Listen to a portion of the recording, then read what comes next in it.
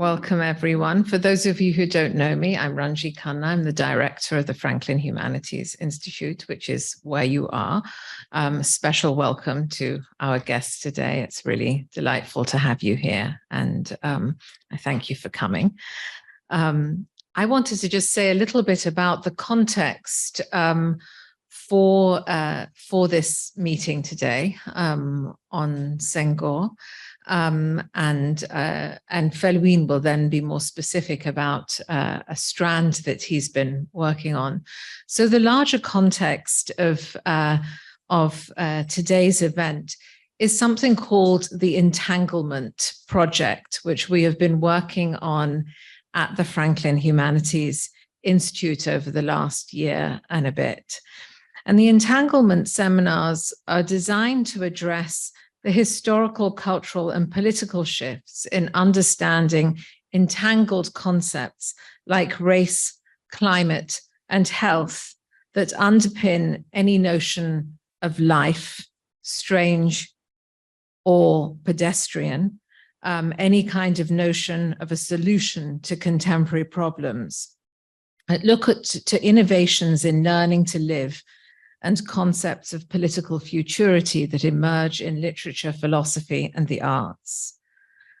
Lack of primary health care made increasingly visible by the COVID-19 pandemic, but also what has arisen afterwards: police violence and mass incarceration, a housing crisis created through evictions, repossessions, catastrophic events, whether ecological or human-made, massive temperature shifts on the planet, more generally, lead-laden water, access to good education, and of course, the perpetual civil wars of our time, which have become more and more acutely apparent in the last couple of weeks.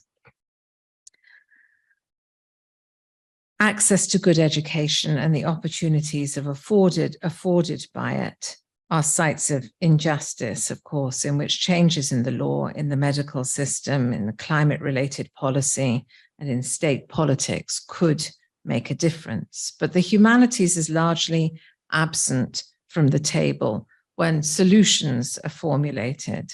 As such, questions of what constitutes life, questions like justice, health, or an ecology in which one can thrive, all of which are philosophical, imaginative, and historically, culturally shaped concepts debated within the humanities, are often neglected. We aim in these seminars to shift the discussion shaping future decision-making, to create a robust and humanities, not only humanities inflected, but humanities formulated vocabulary and conceptual toolbox, forms of narrative and the breakdown of narrative through which to articulate the meaning of a form of justice moving forward. If we might state the obvious: no health without medical access, no justice without the law, no shelter without a healthy ecology. We might also say that the arts and humanities are crucial in understanding the inadequacy of the correlation among those terms: justice, law, medicine, health, infrastructural change, thriving ecology. It is perhaps in writer politicians, like those figures of Negritude, like Senghor, for example, where we see those incommensurabilities most acutely as they navigate state futures and environment and care for a vital ecology for the future. Such incommensurabilities, for example, emerge in lyric poetry, in which, for example, a woman is both her own naked body. Whoops, what a moment for my screen to switch off. Okay, sorry, it's back. Her own naked body, and also as a gazelle, an athlete, a plant, the roots of life. Today, we find ourselves, I think, at the moment what demands fundamental intellectual, political, juridical, and institutional change. to move forward out of these apparently perpetual problems, amidst ongoing calls to decolonize the curriculum, to decolonize philosophy, and to change the logic of the exit strategies that have been created through colonialism. It seems that it's all the more important to ask those basic questions posed in the arts and the humanities. What makes a life worth living? How do we understand suffering, health, and wealth disparities and the differential valuing of life? How do shifts in technology shape modes of representation and life itself? What is the relationship between justice and the law? And how do we comprehend emergent, suprahuman global phenomena from particular local and national histories and from embodied experiences? With that, I'm going to pass it on to Felwine to introduce his strand of the project. Good morning, everyone. I'm deeply happy, deeply honored and delighted to host our guest for this first event of a series of 4 conversations around the idea of emancipation I'm organizing here in the Entanglement Lab of the Franklin Humanities Institute. So the Entanglement Lab, as mentioned by Ranji, is current by Michael Cricklow, who is here present, Priscilla Wald, and me. And we are generously hosted by Ranji Khanna here at the FHI. So this workshop is a part of my Ecologies of Knowledge project entitled Epistemologies of Emancipation. The idea is to create a space of conversation around Senghor, Suzanne Sédar's work, Fanon traces, and the notion of dignity. The perspective is a rereading of their work and an analysis of their resonance in contemporary times in relation with issues related to political, social, and cultural emancipation, identity, dignity, life, race, political futurity. And these conversations will take place in workshops during the year, but also after screenings of films. The first round of this conversation is entitled Rereading Senghor. Senghor is a worldwide recognized poet and philosopher and the first president of Senegal. He is one of the founding fathers of the Negritude movement and a major thinker of the 20th century. His important intellectual legacy is composed by poetry writings and essays. Senghor is at the origin of many philosophical and political notions and innovative ideas that had been widely discussed. Civilization of the universal, African socialism, negritude, rhythmic attitude, etc., etc. Senghor's thought had been expressed in various works, especially in the Liberté series. His political thought appear in volume 2 and 4, while his humanist thought is presented in volume 1, 3, and 5. As the president of Senegal, he was during 20 years at the task of building a nation state and a political community. Senghor's work has always been at the entanglement of culture and politics. But in his vision, culture remains the driving force that gives sense and meaning to politics. When he became president, his thought seems more praxis-oriented as he confronts the very real challenges of a nation building. But at the same time, one can notice a new stage in his thinking, a deepening of his theoretical thought, and as he matures his concepts, his obsessions, building a civilization of the universal, cultural crossbreeding, negritude, and the defense of African civilization became the cornerstone of his politics in the sense of politique. So not only cultural, but also aiming at the integral development of mankind. Senghor's projects was to build not only a modern nation, but also a Negro African civilization that would contribute to the construction of a pan-humanism. Emphasizing the link between homopolitics and aesthetic, Gary Wilder reads Senghor as a pragmatic utopian, a situated humanist, and a concrete cosmopolitan whose post-war insight can illuminate current debate about post-national politics and planetary solidarity.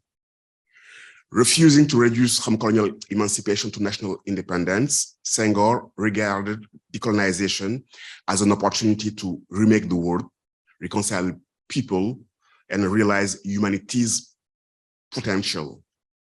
We are witnessing this last year, a renewal of what I will call Senghorian studies, biographies, monograph, exhibition, archival researches, etc., that tries to shed new lights on his intellectual legacy.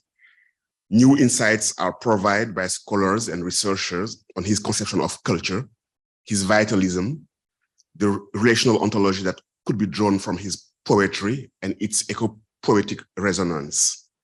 Also, the question of universalism and humanism, decolonization, decoloniality, internationalism, African socialism, post-racial identities could be fought again through a close rereading of Senghor's texts. The availability of new archive helps deepening the understanding of some key moment of his intellectual and political life. But also, in the context of a current political and institutional crisis in West Africa, a rereading of the political philosophy of Senghor could be helpful in re-envisioning the foundation of political communities rooted in their history, but open to innovation. Senghor's vision of the future also extends beyond the day-to-day concern of state building and consolidation to reflect on the civilization of the 21st century, to identify new ideas and form for the future. For this workshop, we are delighted to have outstanding scholars who've been in conversation with Senghor's work during many years. Their reading or rereading of Senghor will track the influence of animism and existentialism on his vitalism, rethink his concept of civilization of the universal, focus on the African sources of Senghor's philosophical thought, and trace how Senghor's negritude rethinking could lead to a renewal of political and cultural imagination. Fatoumata Seck will examine how Senghor redefined negritude as a means of achieving ideological independence during the global 60s, and through this process, how he underscored the imperative for a renewed political and cultural imagination. She will also underline how Senghor's use of culture and the arts as a policy-making tool, and his rearticulation of negritude as a culturalist ideology. Cheikh Thiam will read Senghor from an endogenous perspective. His work focuses on the African sources of Senghor's philosophical thought and explore how a rereading of Senghorian philosophy from an African perspective can shed new lights on Edouard Glissant's The Theory of Creolization, or Paul Gilroy theories of the Black Atlantic. In his first book, Return to the Kingdom Childhood, Cheikh Thiam revisits Senghor's oeuvre as an Afri-centered discourse that proposed an original epistemology and ontology and a progressive theory of race and métissage. Souleymane Bachir Diagne has widely written about Senghor's philosophy, just to quote Léopold Sédar Senghor, l'art africain comme philosophie, or the entry on negritude he wrote in the Stanford Encyclopedia of Philosophy. Souleymane Bachir Diagne's reading of Senghor set the possibility to analyze negritude as a philosophical system that can be read beyond ideology or political agendas of decolonization. And in his lecture, Souleymane Bachir Diagne will examine the genealogy in Senghor's thinking of the concept of civilization of the universal, which gives to his philosophical work its orientation. Beata Stawarska will interpret selected untranslated writing by Senghor to track the influence of animism and existentialism on his vitalism. Beata proposed that Senghor's philosophy is best captured by a relational ontology due to a non-hierarchical and reciprocal interplay of vital force. Our guests will be properly presented by Michael Villemont, a PhD student in the Department of Romance Study, before their presentations. The day will be organized as follows. From now to 1 p.m., the presentations. From 1 p.m. to 2, we'll have a lunch break. And from 2 to 4, we'll have the discussion here in this room. So before handing over to Michael Villemont, I would like to thank Nicole Gaglia for her terrific organization, Ranji for hosting us so generously, Michael Villemont for helping in the organization of this event, Martin Eisner and the Department of Romance Studies, and thank you all for being physically present and on Zoom also, and for having responded to our invitation. So thank you, and Michael.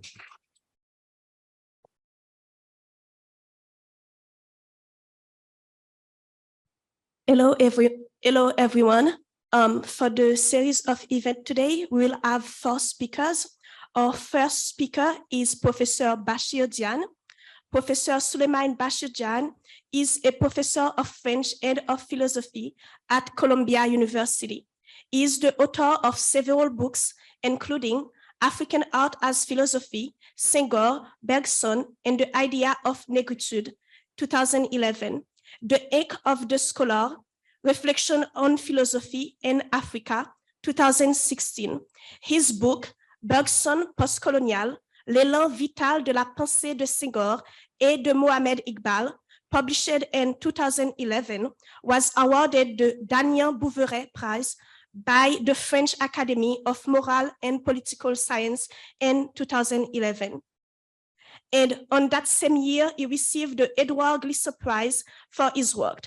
His current research interests include history of logic, history of philosophy, Islamic philosophy, African philosophy, and literature. Professor Diagne is co-director of Ethiopic, a Senegalese journal of literature and philosophy, and a member of the editorial committees of numerous scholarly journals. Currently, he serves as director of the Institute of African Study at Columbia University. Please welcome Professor Diagne for his talk entitled On the Civilization of the Universal.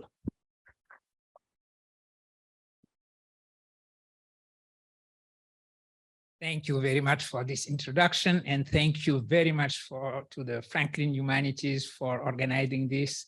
Thank you very much, Felwine, for inviting me to this rereading of Senghor. I am absolutely delighted to be part of this workshop, and I cherish being on this panel with people that I admire and like. Rereading Senghor, at the center of our endeavor to reread Senghor, I think that the civilization of the universal is a central piece, often quoted by Senghor, of course, for 3 reasons, at least. First of all, this very concept of the civilization of the universal reminds us that Senghor is first and foremost a global thinker, a thinker of the totality, a thinker of what Edouard Glissant would have called le tout monde, and not a thinker of his particularism, seen as some kind of counter-essentialism in opposition and in response to colonial essentialism. Senghor is primarily a thinker of the universal and a thinker of socialism as a humanism. Of course, he is also a thinker of his own African situation, and he looks at these concepts from that situated perspective. Actually, the words used by Samir Amin to describe his own situatedness could very much apply to Senghor himself. This is what Samir Amin had to say about the need to shape, I quote, his internationalism with a universalist scope, transcending national, cultural, and religious horizons. However, added Samir Amin, I gaze on this universalist perspective from the periphery of the capitalist world, and particularly from the Afro-Asian world of non-European culture. And he concluded, I do so because it is the world to which I belong. That is the kind of situatedness for Senghor, who is having exactly the same kind of universalist perspective from his own world to which he belonged. Second reason, what it means to be a thinker of the totality is to be at one with one's global time, to be at one with the general philosophical moment within which one thinks. And Senghor's notion of the civilization of the universal owes both to the cosmology of his native homeland and to the philosophical moment that Frederick Worms has called the 1900 moment in philosophy, on which he gazed from the world to which he belonged. And that philosophical moment, the 1900 philosophical moment, was marked, among others, by writings on cosmopolitanism, writings on socialism, writings on humanism, by such authors as Jean Jaurès, to situate him. He was born in 1859 and died, as you know, assassinated at the beginning of World War I. Simone Weil, who died in 1943, 2 years before the end of the Second World War. And above all, on this notion of the civilization of the universal, Father Pierre Teilhard de Chardin, who died in 1955. All these peoples belong to the same 1900 philosophical moment of which Senghor also was a part. The third reason now is all in the following quote from Senghor.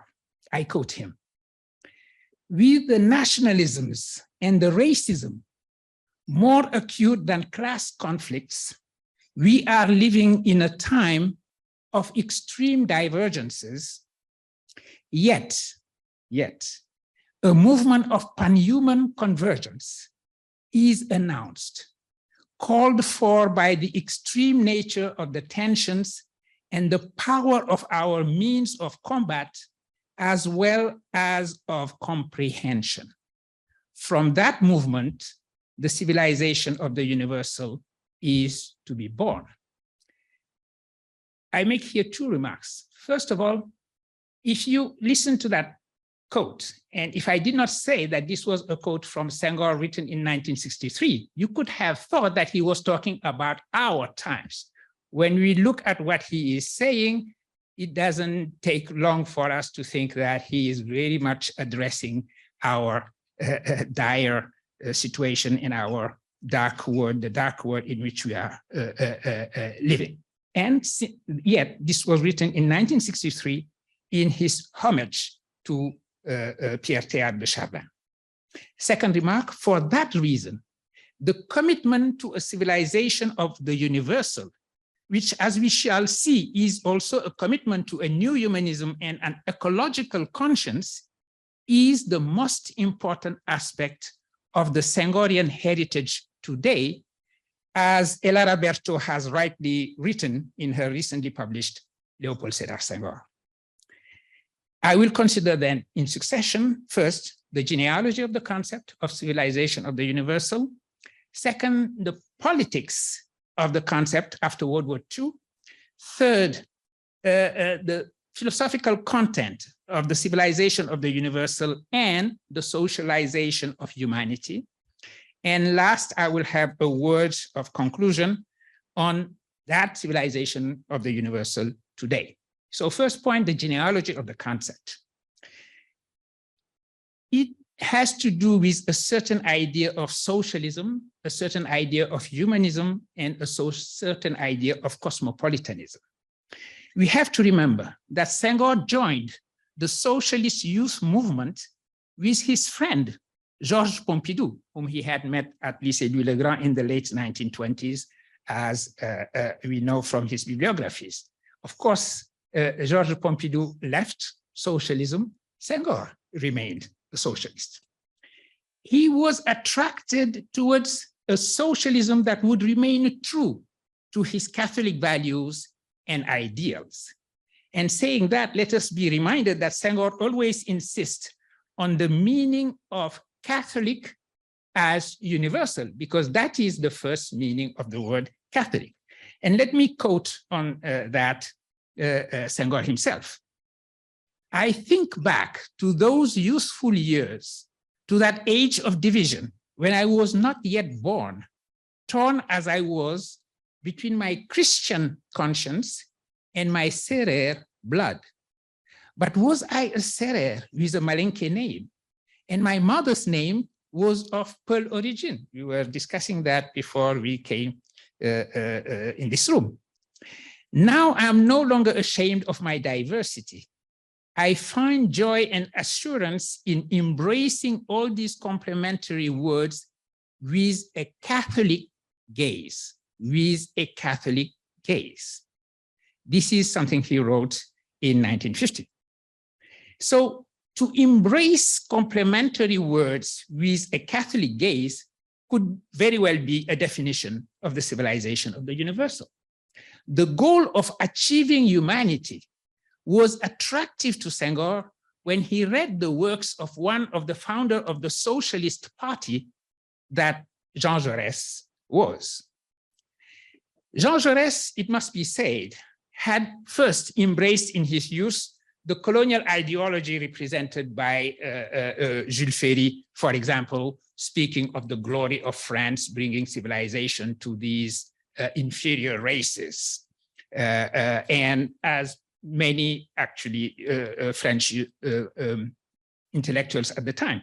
But there was a turning point in 1907 during the Congress in Stuttgart of the Socialist International, when Jean Jaurès expressed another position about colonialism. During that meeting of the International Socialist Movement, there were basically three positions. The one defended by Lenin and Rosa Luxemburg against colonialism, the one defended by the right wing of the socialist movement who thought that colonialism was a good thing, and one kind of middle path position that was also that of Jean Jaurès, thinking that it should be possible to overcome colonialism and to get out of it through federalism and cosmopolitanism. The following months, the months that followed that meeting of the International Socialist Movement, this is what Jaurès declared. Human unity would be achieved in servitude if it resulted from the absorption of all defeated nations by one dominating nation. Human unity can only be created in freedom through the federation of autonomous nations. End of quote. This belief in internationalism as cosmopolitanism and humanism echoed his famous editorial in the first issue of the journal of the newspaper, L'Humanité, which he co-founded, as you know. In the editorial of the first issue of L'Humanité, entitled, he wrote this editorial entitled Our Goal, Humanity, in which he wrote, I quote, "How can we give the beautiful name of humanity to this chaos of hostile and wounded nations, to this heap of bloody shreds? The sublime effort of the international proletariat is to reconcile all people through universal social justice. Then, and only then, will humanity reflect on its superior unity in the living diversity of free and friendly nations. Socialism is also moving towards this great goal of humanity by means of humanity." Socialism as the movement towards the great goal of humanity by means of humanity. One can see how these words spoke to Senghor when he was assiduously reading Jean Jaurès at the end of the 1930s. No doubt it is the socialist and humanist cosmopolitanism expressed in these lines rather than the internationalism of socialism that encapsulate, that captivated Senghor's imagination. And when I make this difference between internationalism and cosmopolitanism, I'm following here French philosopher Etienne Balibar, who said that the phrase proletarians of all countries unite is more about transnationalism than truly internationalism. And this is what attracted Léopold Sédar Senghor as reader of Jean Jaurès' philosophy in the late 1930s, as I said. As with the French socialist leader, the political imagination of a superior unity of humanity, or the great goal of humanity by means of humanity in the diversity of nations themselves, constituted as unions of homelands, will always be at the core of Senghor's thought and his political action. Second point. Now, the political and historical aspects of this civilization of the universal, because this is how you respond to the question, how do we move towards such a goal of creating humanity by means of humanity? This question was also posed by Simone Weil in the article she wrote in 1940, 3 years before she died during the war, entitled Les origines de l'hitlérisme. In that article, she was a proponent of the idea that the post-war would call for a new order, a new international order that would put colonialism to an end. And she wrote that that international order presupposes that a certain federalism be established, not only between nations, but within each great nation.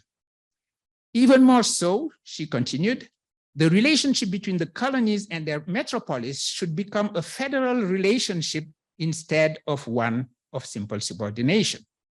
Now, how to turn a relationship of subordination into federalism? The answer for Simone Weil is universal citizenship, and not just a more benevolent colonial administration. And about the colonized subject, she wrote, and obviously this would attract Senghor's attention at the time, it is necessary that they enter effectively and soon, and rather quickly, the path which leads from the situation of subject to that of citizen. Precisely in January 1944, the French Committee for National Liberation, presided by General de Gaulle, had organized a conference in Brazzaville with the goal of defining the foundations of a French community that would include step by step, that was the wording, sub-Saharan African territories. And we have to remember, Simone Weil was with General de Gaulle in London during the war, and she was quite influential in this idea that there was a need for a new international order after the war ends. And these are the years when she was fiercely anti-colonial and wrote articles against colonialism. In 1945, the new Minister of the Colonies suggested the creation of a French Union formed by France and its overseas colonies. Eventually, the new French Constitution, voted on October 27, 1946, established a French Union between France, plus what was then French Algeria, France, its old Caribbean colonies, its new ones, plus those it governed as trust territories of the United Nations, and its Moroccan and Tunisian protectorates as well. In fact, concerning universal citizenship, the French Union thus established was a step back from a first draft constitution that was rejected, which was already a huge step back from a truly federal cosmopolitan ideal that had been proposed by a commission in which Léopold Sédar Senghor, although he was not political at all at that time, but he had been invited to participate in that commission because of his recognized intellectual stature. Still, from one draft to the next, although the idea of universal citizenship from one draft to the next was more and more eviscerated and emptied of real substance, still important laws were maintained. The law abolishing forced labor, brought to vote on April 11, 1946 by Félix Houphouët-Boigny. Mainly, most importantly probably, well, forced labor was important enough, but for the purpose of a civilization of the universal, there was the law named after Lamine Gueye, generalizing citizenship in the colonies, which was passed on April 25. And during discussions, the example of the Roman Empire was evoked, and in particular, the Edict of Caracalla in 212 AD,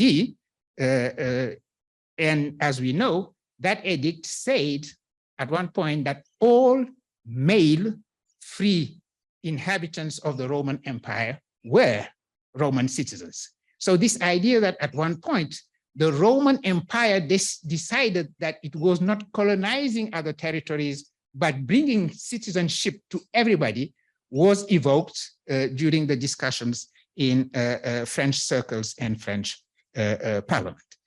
It is important to mention that in that atmosphere of belief in the decolonizing force of universal citizenship, Aimé Césaire shared the same belief in the force of that universal citizenship to build a federal democratic future for the world. And that is the meaning of the fight Aimé Césaire led at the liberation for departmentalization, the transformation of the French old Caribbean colonies, Martinique, Guadeloupe, Guyane, into French departments. The law was passed in the same vein as those adopted in 1946. But it is important, above all, to come back to Senghor, to recall that if the struggle for universal citizenship was political in the post-war era, for Senghor, it was primarily philosophical. And more precisely, it was theological philosophical. Articulating the concept of civilization of the universal, he did not just believe in the destination of a superior unity in a movement towards the great goal of humanity by means of humanity. He did not just believe in it, he had faith in it. And I am using a religious word in purpose, because he believed in the spiritual force leading inevitably towards what he called, following Pierre Teilhard de Chardin, a socialization of humanity. Which brings me to the third point, the theological philosophical notion of the civilization of the universal and the socialization of humanity. These two notions, socialization of humanity as well as civilization of the universal, are concepts constructed first by Pierre Teilhard de Chardin to describe his vision of the cosmogenesis of a planetization to come, as he called it. As he became an assiduous reader of Teilhard de Chardin's work in the immediate aftermath of the Second World War, Senghor shared his vision and appropriated the notion of a civilization of the universal as what he called a humanism for the 20th century. We could still say for the 21st century. From his perspective of an African, raised in the spirit of what he called the kingdom of childhood, and Cheikh Cham is a scholar of that kingdom of childhood, as we will hear later. And his perspective as a Catholic intellectual immersed in the 1900 philosophical moment, the concept of a cosmogenesis, of a cosmology of emergence, became central to his thought following his reading of Teilhard de Chardin. Concerning African cosmologies, Senghor often speaks about the importance in his thinking of what he called that kingdom of childhood, that is the Serer cosmology in which he was raised while also being educated as a Catholic. That cosmology and many others in the West African region can be characterized as cosmologies of emergence, where nothing is inert or lifeless. Every existing to exist is to be endowed with life. Senghor puts it in this expression, from God to the pebble. From God to the pebble, the same push of life is present. And as he declared, in the human, in the animal, the vegetal, or the mineral, the push of life is continuously at work. Every existent is a force of life, striving to become more of a force that is to be reinforced. Senghor would easily translate such a cosmology in Bergson's language of élan vital, or in Father Pierre Teilhard de Chardin's philosophy. One also finds this notion of a continuous cosmogenesis by which the universe is always continuously on the move towards a point of convergence that Pierre Teilhard de Chardin called the omega point.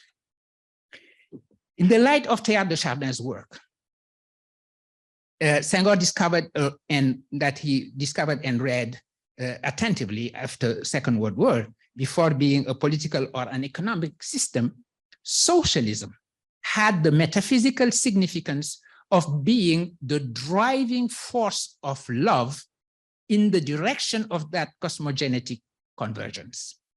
For that reason, socialism is in opposition to the force of dissociation that capitalism is.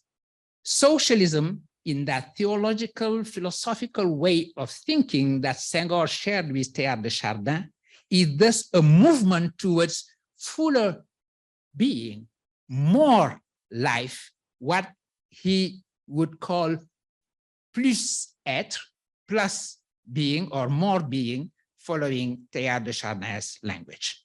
And this language certainly spoke to Senghor, who had learned from the kingdom of childhood, that Cheikh Cham will certainly develop, that what is good is defined as what reinforces, what increases the force of life, and what is bad is what decreases it, a negative action for which he coined the neologism to deforce.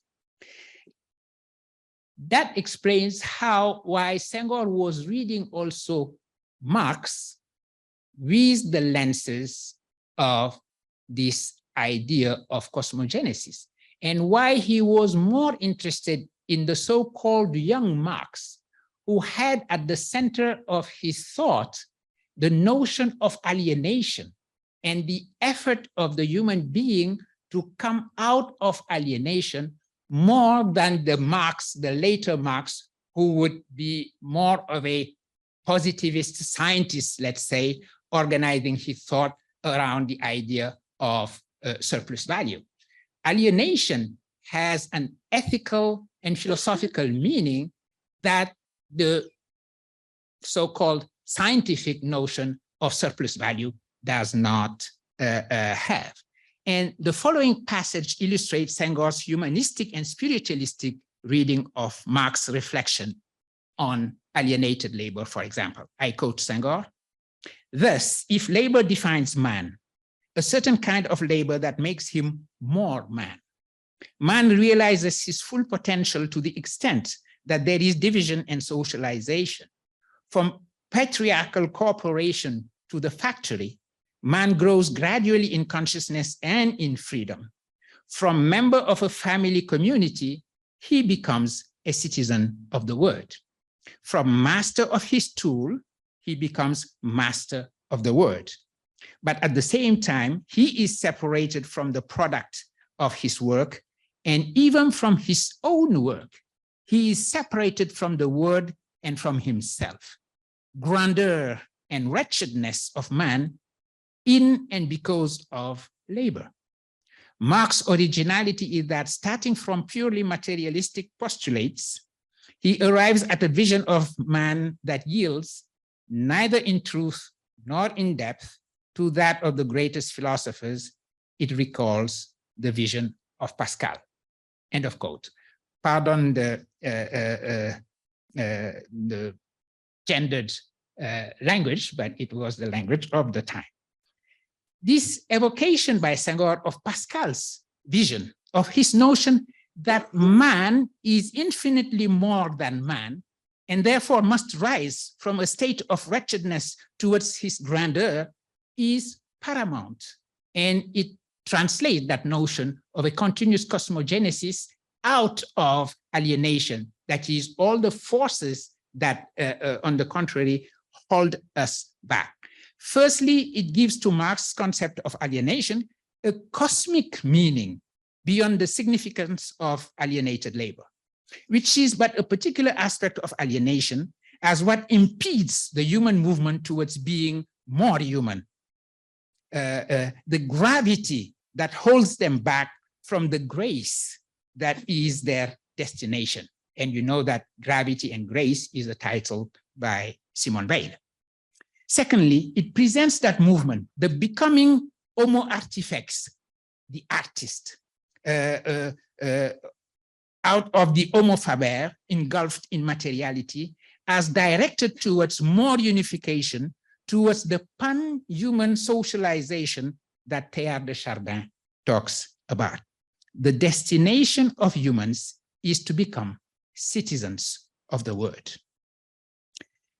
As you have seen, I have not pronounced once the word negritude, because I do believe that one can write a whole book about Senghor thought without pronouncing the controversial word of Senghor.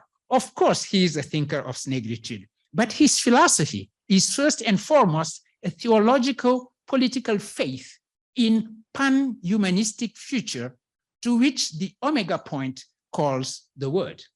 The civilization of the universal is such a pan-humanism, bringing together peoples and cultures in a movement of comprehension. And Senghor writes it that way, com-prehension, to indicate that he uses it in its etymological sense of holding together, cum prehendere in Latin.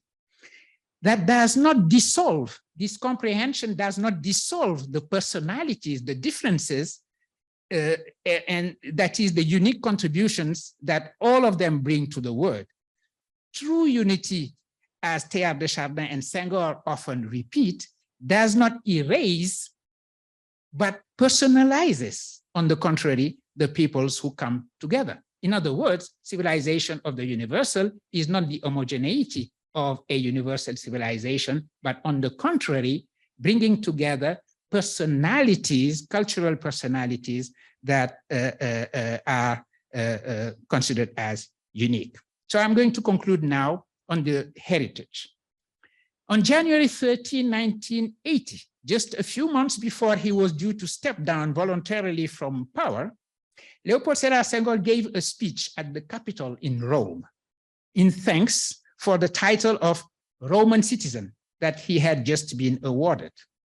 It was an ideal opportunity for the soon-to-be retired statesman to revisit the notion of world citizenship, in addition to the honorary citizenship of the Eternal City, which he forcefully asserted implied a new world economic order, but first and foremost, a new world cultural order to counter the inequality between North and South, what he called the line of injustice between the North and the global South.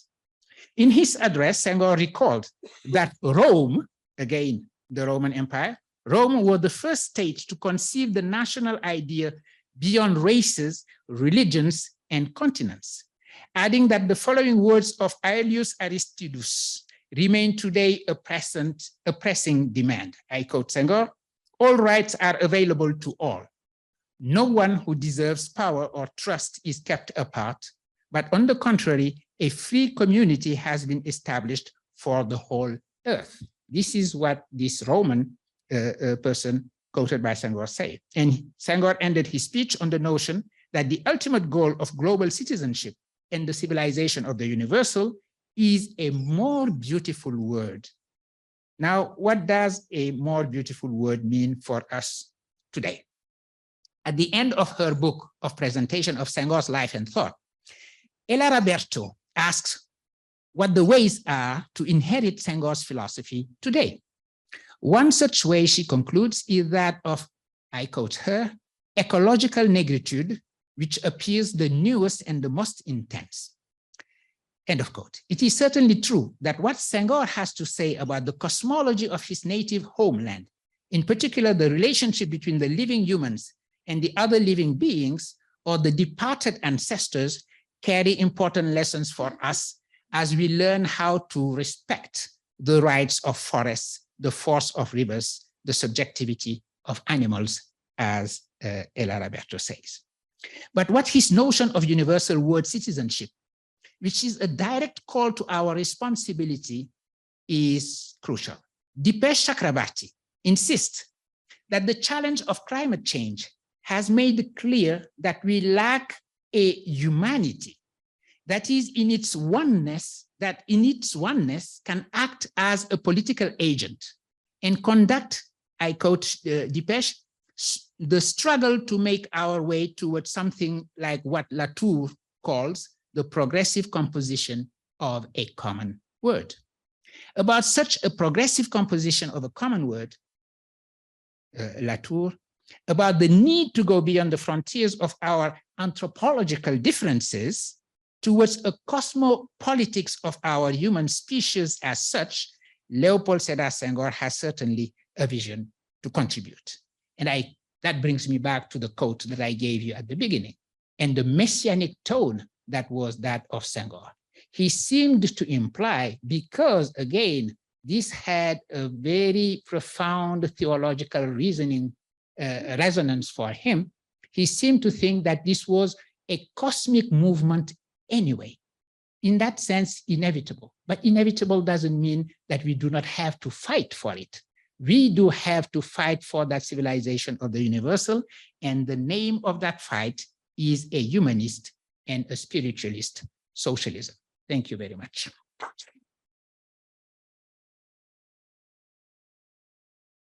Our second speaker for today is Professor Beata Stawalka.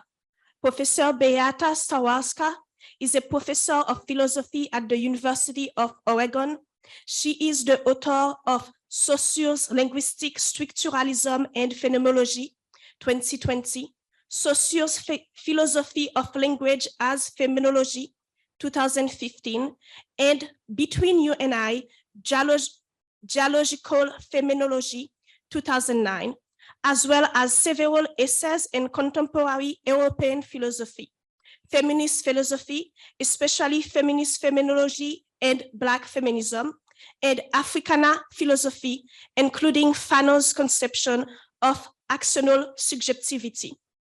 Recent recipient of fellowships at the Stellenbosch Institute for Advanced Studies in South Africa and the Institute for Advanced Study in NETS, Stawalka is an expert in phenomenology, structuralism, and post-structuralism, and feminism studies.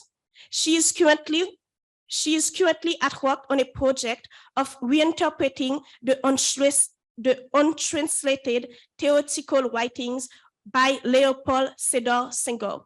Please welcome her for a talk entitled Senghor's Relational Ontology.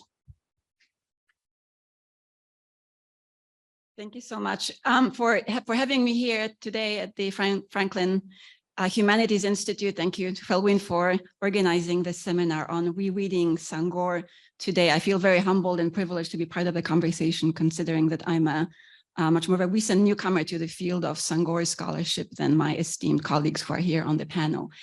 I wish to talk to you today about the nature of my own project that belongs to this question of rereading Senghor today in 2023.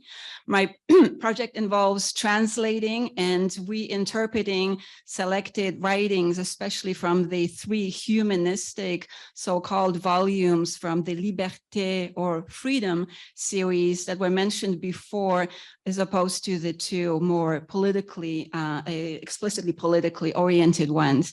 And so if we if we kind of look at the body of work that exists there, we are actually faced with a corpus, with a body of work that includes as many as 1,308 manuscript pages of humanistic theory, of which only a fraction has been translated into the English language until now. And so I propose to take this body of work seriously as a philosophical corpus that demands a close reading, that demands an interpretation from us today, including in the context of the US. This work belongs, of course, to the field of philosophy, especially contemporary philosophy. I think it's important to emphasize that Senghor engages with scholars in the field of existentialism. He cites Husserl, Heidegger, Jean-Paul Sartre extensively and engages with them in a productive manner. He as Bachir Diagne just mentioned, he is also, of course, engaged with Marxism. He likes to describe himself as a Marxist who has actually read Marx carefully, contrary to some of his colleagues who were doctrinaire Marxist, perhaps more aligned with the later Marxism that Bachir Diagne was just talking about, and not with the more subtle, perhaps the more humanistic early Marx. Senghor often invokes his own lived experience. He invokes his situated knowledge, especially of Serrer animism that I want to talk about today. So we could sort of describe his work as a situated, engaged, existential phenomenology that makes these important contributions to questions of freedom, questions of action, to spirituality, how it links with corporal reality, and of course the question of race. In my working thesis at this stage, Senghor, Felwine mentioned that it is relational ontology. I would perhaps expand it today by saying that I believe that Senghor integrates contributions from Serrer animism, from existentialism, as well as Marxism to center creative activity and relational reciprocity within spiritual, as well as cultural, as well as social, as well as political life. And this philosophy, of course, worked to empower African subjects during the colonial rule, but I believe it also empowers the contemporary reader today. This work is partly a response to some of the critiques that have been established especially in the US context, coming perhaps especially from Frantz Fanon's work.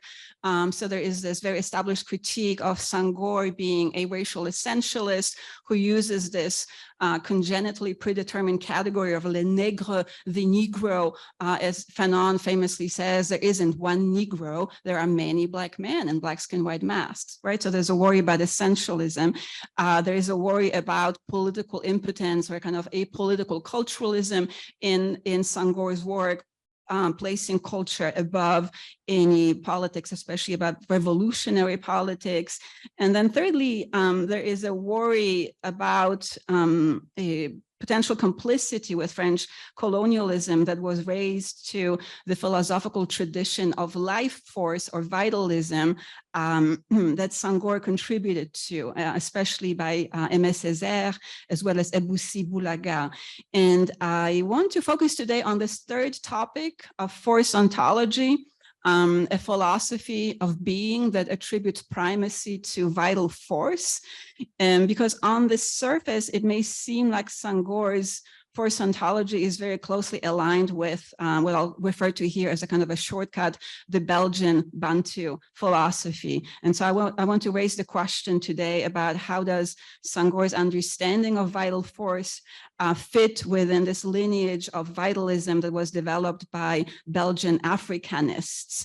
Is he offering a kind of a reverential and critical further development of this tradition, or is he perhaps offering a productive counterpoint? And so let me begin with a reminder about what I'll call here as a summary, the Belgian Bantu philosophy. So the important works include the Placide Tempels' 1945 book titled Bantu Philosophy. As we perhaps know, Tempels was a Belgian missionary who was working in the then Belgian so-called Congo among the Luba. And tried and oftentimes failed to evangelize them, to convert them to Christianity or to Africanize Christianity. It's important, I believe, to note that Tempels' own academic training and his own major interests were in religion and not in philosophy, as Mudimbe, for example, reminds us. So the little philosophy that Tempels would have known was Aristotelianism and scholasticism, not the contemporary philosophy that Senghor himself associates with.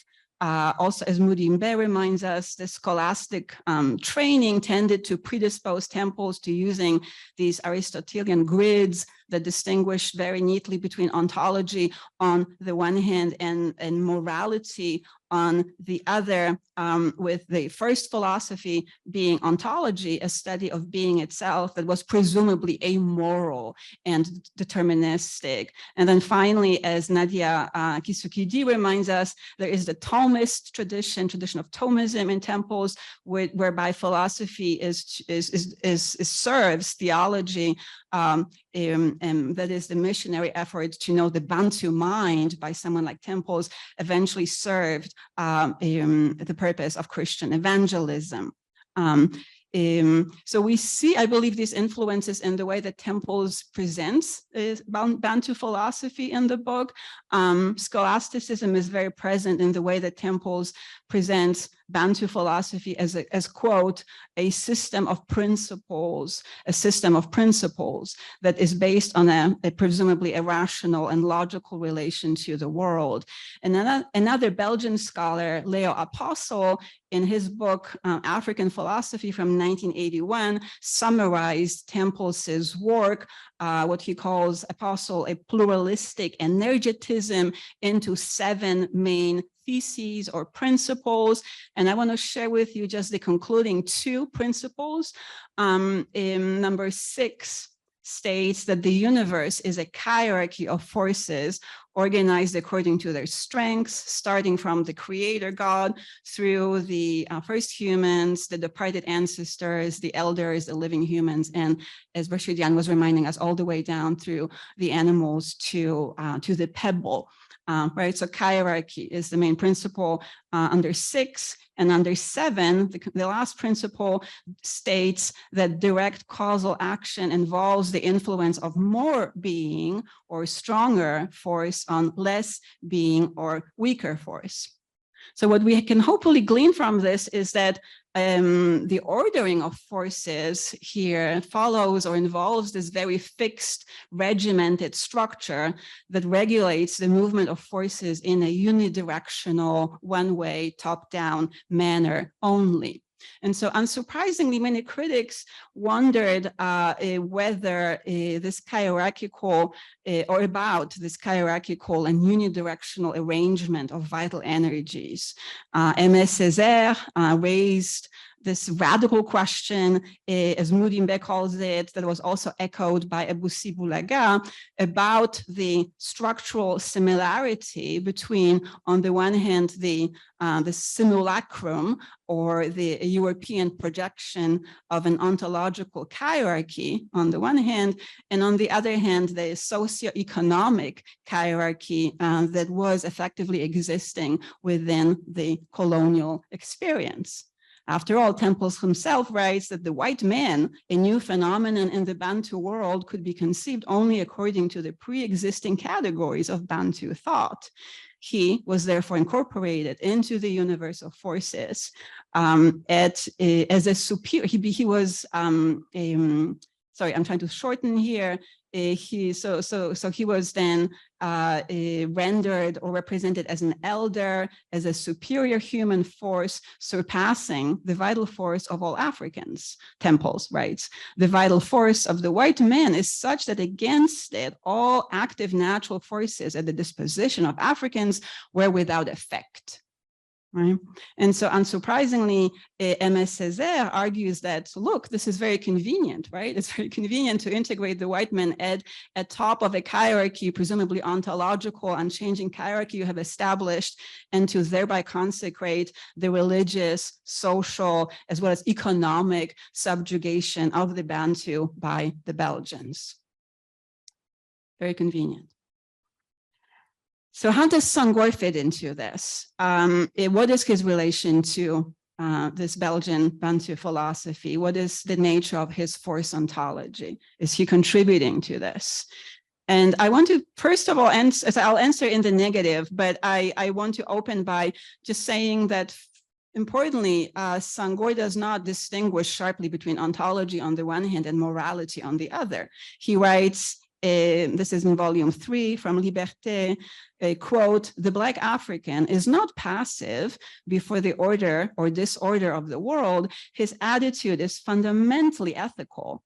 And so on. So we see here that contrary to Temples's kind of scholasticism of passive obedience in face of a divinely ordained world, Senghor advocates an ethically engaged and an agentive one. And so I'm interested in kind of tracking how this agency is expressed in Senghor's writings on religion and spirituality, as well as on culture, and finally in politics. And so I'll share with you today some examples of this. If we look at Senghor's writings about religion, especially the religious practice within Serrer animism, which he describes as the original African religion, we'll see an interesting phenomenon come to place. And also I'll share a quote with you. This is from the 5th volume of Liberté, where Senghor writes, quote, "The Black African ontology is both unitary and existential.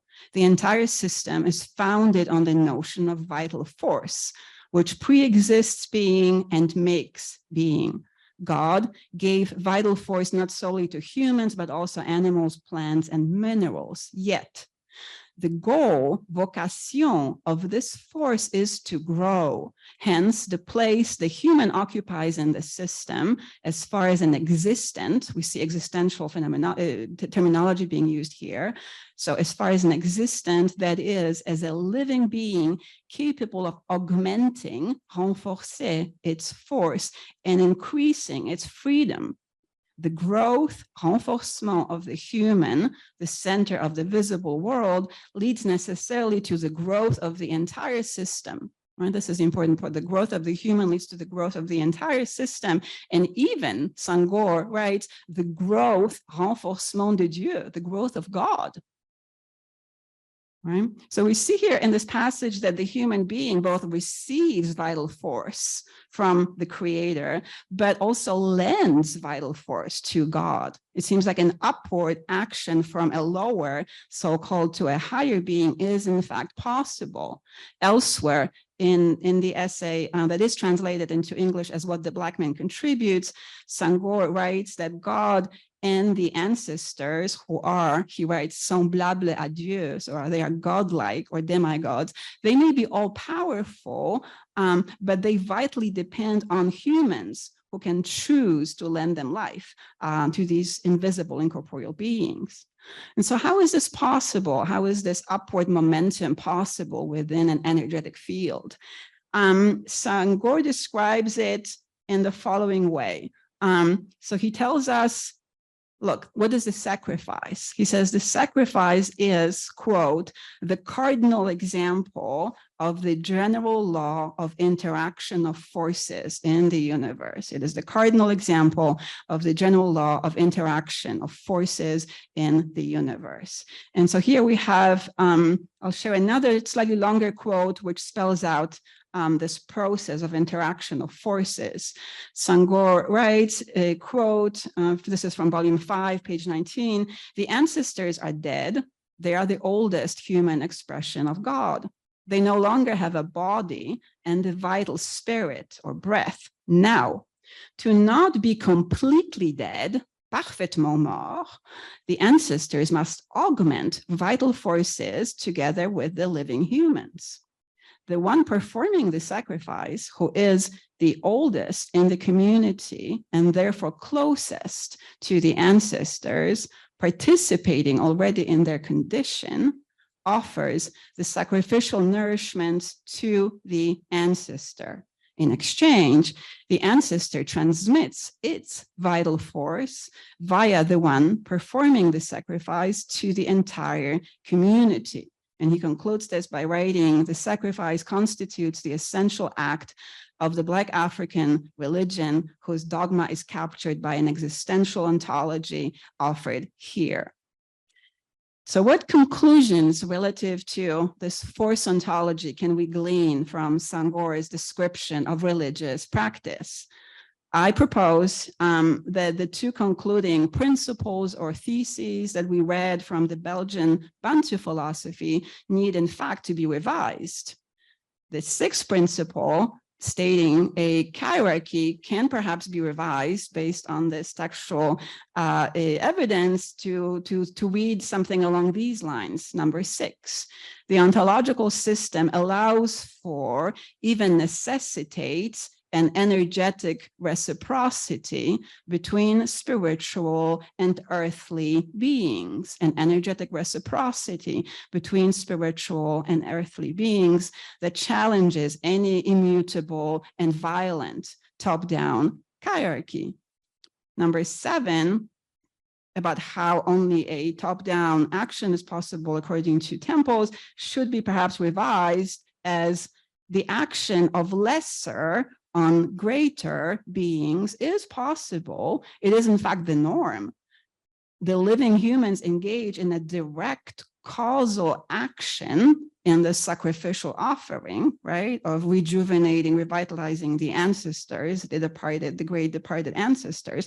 And note that even the lowest beings, like plants, right, of the earth, perhaps animals, right, are being offered to nourish those highest beings. So the very lowest beings from the ground, from the earth, are offered to those who are on the ancestral spiritual plane.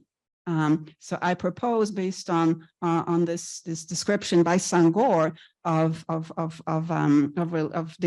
religion, that the operative kind of logic, or if you want, dynamics that is at work in the entire force field is that of a multi-directional interplay of forces without there being any kind of preordained top-down ordering. It's non-hierarchical, it's reciprocal, it's multi-directional. And I know that we have very little time, so perhaps I will just briefly summarize the remainder of what I prepared. In a longer talk, I described the arts and the politics as also being examples of a non-hierarchical reciprocal interplay of forces. And so perhaps just give you a short example of this in his writings on culture. Senghor draws from animism as well as existentialism to center human activity, creativity, agency. For example, he writes that that a sculptor creates.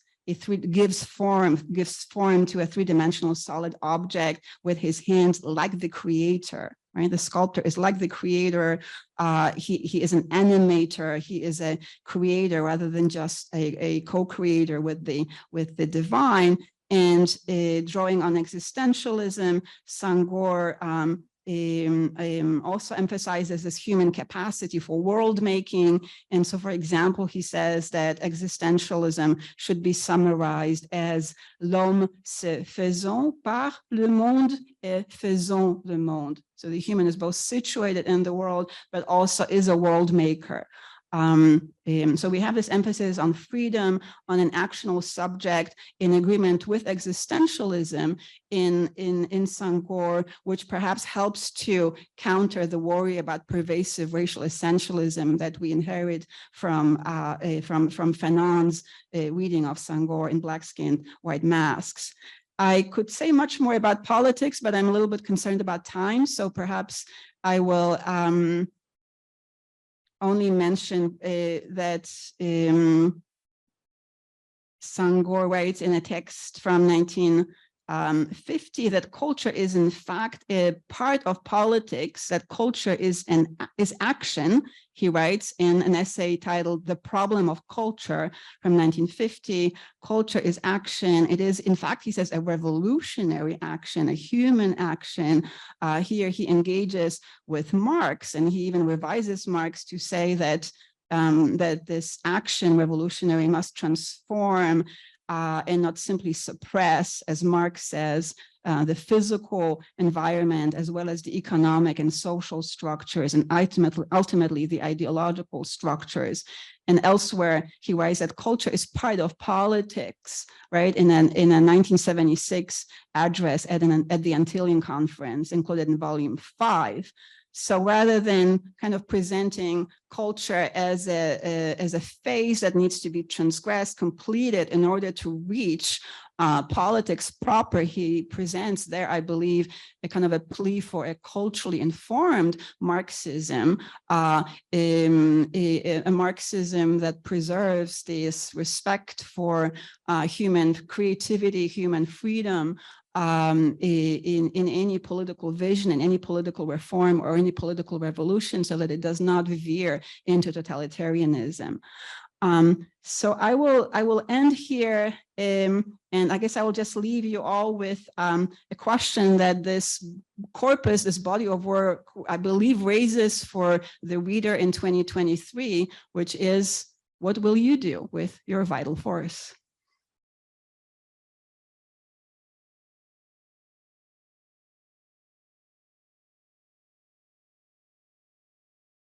Our third speaker for today is Professor Fatoumata Seck.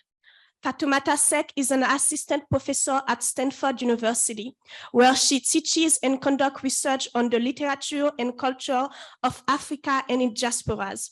She is currently at work on a book tentatively titled Materializing Imaginaries in Post-Colonial Senegal, a cultural history of the Senegalese left that provide insight into how literature and popular culture influence everyday life by shaping political, economic, and cultural imaginaries in Senegal and beyond. Seck earned her PhD from Stanford University, where she received training in Francophone literature, anthropology, and African studies. Her scholarly work has appeared in the Cambridge Journal of Postcolonial Literary Inquiry, World Literature Today, the Journal of African Cultural Studies, the Journal of Asian Studies, and Études littéraires africaines, among other venues. Please welcome Fatoumata Seck for a talk entitled Senghorian Negritude as Ideological Independence.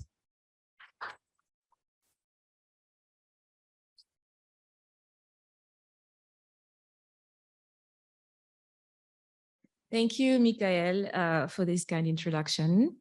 Thank you, everyone at FHI, for the warm welcome. Thank you, Felwine, for the invitation. It's a pleasure to be here and to have the opportunity to be in conversation with scholars whose work have been so useful to mine.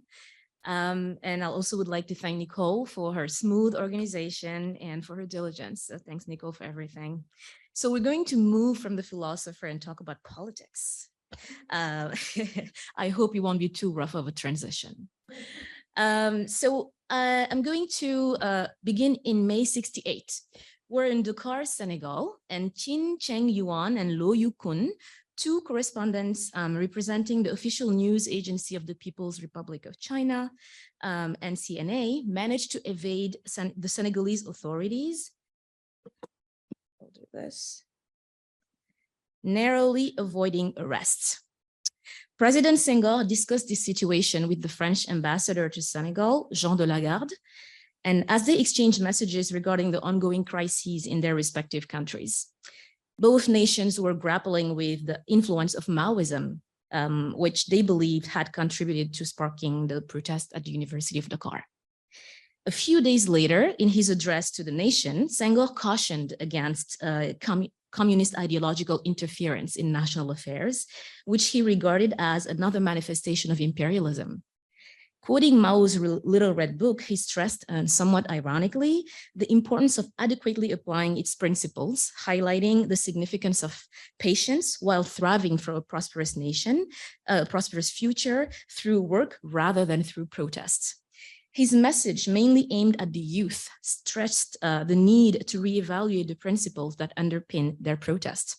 Senghor, in the same speech, proclaimed that the values of Negritude would help them remain true to themselves. And these are his words. In this context, Negritude is characterized as holding the key to preserving their autonomy in the face of dominant ideologies of the time.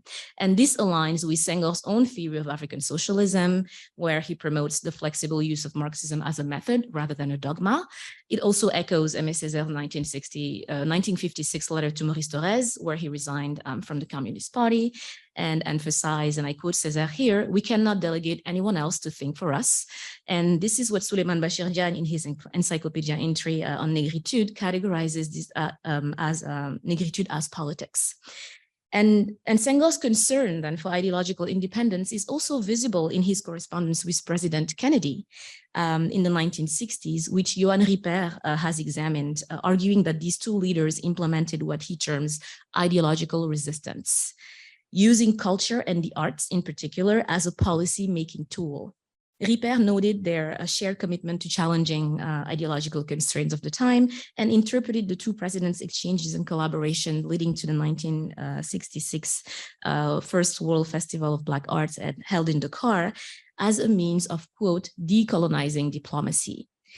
So his correspondence Senghor correspondence with the Soviet writers and officials in the early 60s, which was made available by Françoise Blum and Constantin Katsakuris, also make visible his attachment to this principle.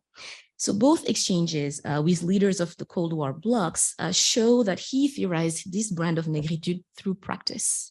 And that's what I'm interested in exploring. So I'd like to explore the role of Negritude not only as a political tool, as a form of resistance against ideological dominance, but also as Senghor's re-articulation of its as a culturalist ideology during the Cold War in the global 60s. However, my primary focus today is not so much on the what, but rather on the how and why behind this re-articulation. And that's why I wanted to pair the Soviet and American correspondence with the archive I'm working on right now, because throughout his tenure as president and even before 1960, Senghor not only refined these ideas, but also harnessed Negritude more specifically to emphasize his ideological independence. However, Senghor seemed far less concerned with the ideologies of the Western Bloc than he was with the Eastern Bloc and the various trends of Marxism that influenced what I have referred to elsewhere as the Senegalese countercultural movement. This mainly youth-led leftist movement was an integral part of the revolutionary utopias of the time, the global student movement of the long 1960s, and of course the May 68 crisis. So in my presentation, I would like to first introduce the conflict between Senghor and the countercultural movement, mainly led by youth, young students, and artists as well. And I will then emphasize Senghor's 1971 opening speech, the one in the middle, at the colloquium on Negritude, organized by his own political party for his 65th birthday. And this speech is commonly interpreted as a response to anti-Negritude discourses at the 1969 Pan-African Festival of Algiers, which was seen as a counterpoint to the 1966 Dakar Festival, mainly understood as a celebration of Negritude. So I propose to reevaluate Senghor's speech as a reframing of Negritude, emphasizing its role in ideological independence. And in the final part, I will explore Senghor's correspondence with the Soviets about the 1966 festival as part of the practice that led to the theoretical reframing of Negritude in his 1971 speech. So we'll jump back in time, back and forth, and I'll guide you through it. So my objective today is not to compare the 1966 Dakar Festival with the 1969 Algiers Festival, which scholars have already done very effectively in the past decade. Instead, given the focus on rereading Senghor, I'm interested in examining Negritude relevance during the most authoritarian phase of Senghor's presidency, when its relevance and legacy was challenged the most. So Senghor and the countercultural movement. The countercultural movement in Senegal opposed Senghor's policies and his fundamental philosophies of Negritude and African socialism. The movement emphasized cultural nationalism and revolutionary decolonization and was rooted in the post-Bandung third worldism as a political project. It was an astute mix of underground and official activities, utilizing the languages, styles, codes, and ideas and values of diverse movements and ideologies. These influences ranged from the Pan-Africanism, the Black Panther movement, to Maoism, Trotskyism, Guevarism, among others. And it gave rise to an unprecedented period of cultural effervescence, whereby youth cultural clubs and sport organizations became, as Mamadou Diouf has noted, places of refuge of all political dissidents. Clandestine and alternative presses emerged, challenging the dominant party's hegemony of the media. The movement undertook the task of rehabilitating lesser-known local heroes from the 19th century and early 20th century, elevating them to national hero status. Scholars, writers, and artists promoted the use of African languages in education and in literature, and the leftist intelligentsia led the literacy campaign among the rural and factory workers, wrote poems, recorded cassette tapes, and published pamphlets, manifestos, and brochures in which they attempted to sensitize the masses and to rewrite national history. They published, translated, and circulated texts deemed seditious, smuggled subversive literature into the country, and distributed it through mobile library. So this movement played a pivotal role in setting the stage for the Senegalese May 68 crisis. And while the immediate catalyst for the crisis was the government's decision to cut student scholarships, it was underpinned by deep-rooted factors intricately linked to the global anti-imperial climate. These factors reverberated within the national context, intertwining it with economic, political, and social challenges that marked the first decade of Senghor's presidency. And during this initial decade, numerous events played a role in the gradual consolidation of power in Senghor's hands.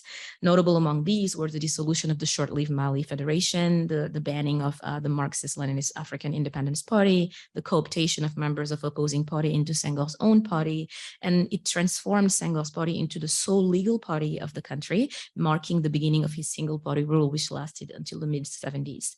So around the same time, students took part in various protests and demonstrations.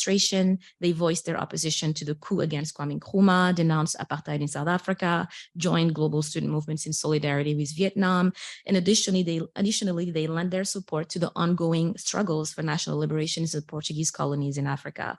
They found inspiration from figures such as Hans Fanon, Amilcar Cabral, Patrice Lumumba, Mao Zedong, and their calls for revolution, rather than from Senghor, whose regime and ideologies they viewed as neocolonial.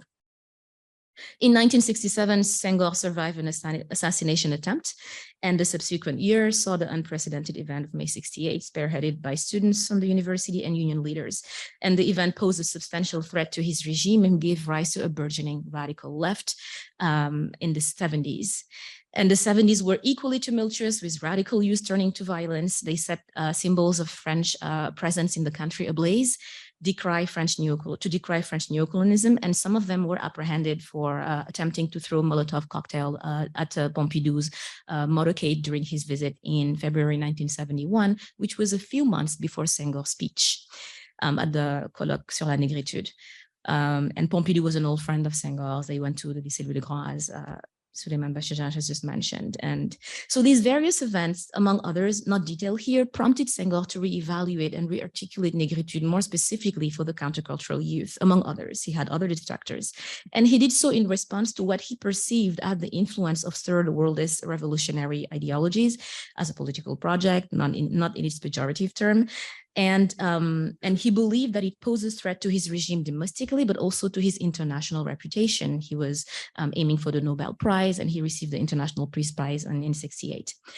And the events also inspired his 1971 speech, in which he addresses accusations of assimilation, neocolonialism, and essentialism, and specifically mentioned that the 1969 Algiers Festival had been inspired by a certain desire of certain so-called revolutionaries, and these are Senghor's words, to undermine the Negritude movement. So now let's talk about the speech. It's entitled Problématique de la Négritude, the problematic of Negritude, and it addressed 4 decades of criticism against Negritude. Before responding to his detractors, Senghor took initial steps to clarify the term, explaining that the concept has both an objective and a subjective meaning. The objective meaning aligns with his well-known definition of Negritude as the ensemble of the values of the civilization of the Black world, and this definition treats Negritude as both a fact and a culture, in contrast with the subjective meaning, which he explains as the acceptance of such a fact of civilization and the aspiration to continually enrich these values, which in turn contribute to the civilization of the universal. So Senghor further notes that these values can be updated and fertilized. It goes back to what Bachir was saying earlier, with influences from other cultures. In summary, Senghor combines these 2 definitions, which are essentially his and Aimé Césaire's, to define Negritude as not only a culture, a fact, but also an expression representing both a factual reality and a way of life.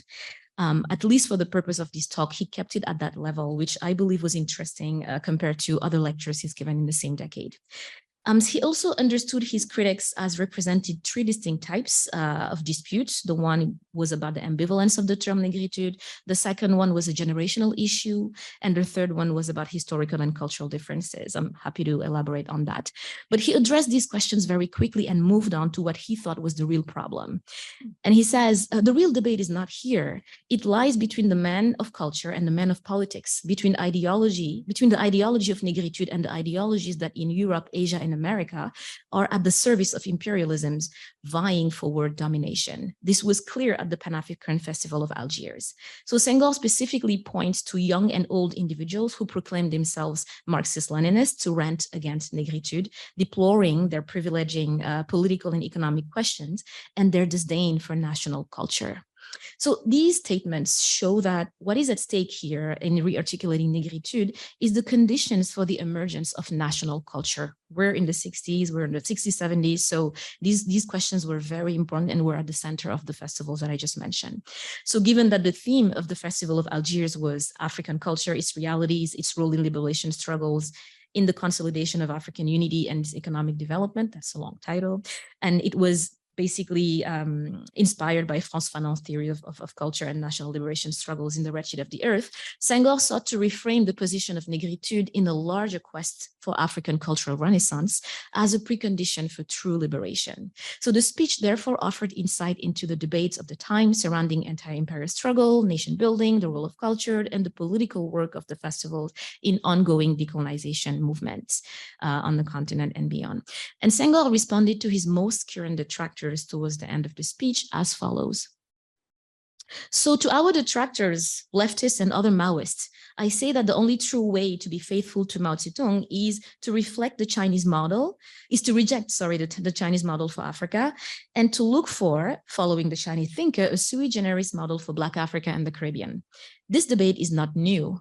We began engaging in it in the 1930s against fellow Africans who placed Marxism above Negritude, and we can go back to that. Our thesis was, and still is, that culture is superior to politics, of which it is the prerequisite and ultimate goal. In other words, man is at the beginning and at the end of development, or else that Marxism must not be revised, but rethought by Black minds and according to the values of Negritude. End of quote. So the crux of Senghor's thesis is here. First, he's telling his critics that they should come up with their own model rather than blindly applying variants of Marxism formed in other contexts to their own situation. That's his argument. And this goes back to his 1945 injunction to assimilate but not be assimilated.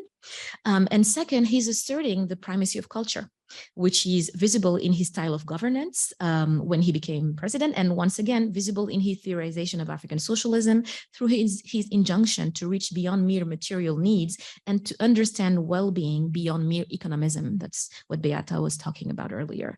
So his opponents, however, held that Negritude was not an adequate theory for African cultural renaissance and unity. Senghor's re-articulation of Negritude against Cold War ideological dominance, I argue, was important in sounding the alarm about the consequences of such domination in the form of proxy wars throughout the continent and in the global south more broadly. And Negritude enabled him to identify the need for a philosophy of emancipation from Cold War imperialism. It pointed to the need for ideological freedom in times of ideological saturation and the autonomy to develop a method to adapt global theories to emerging national specificities.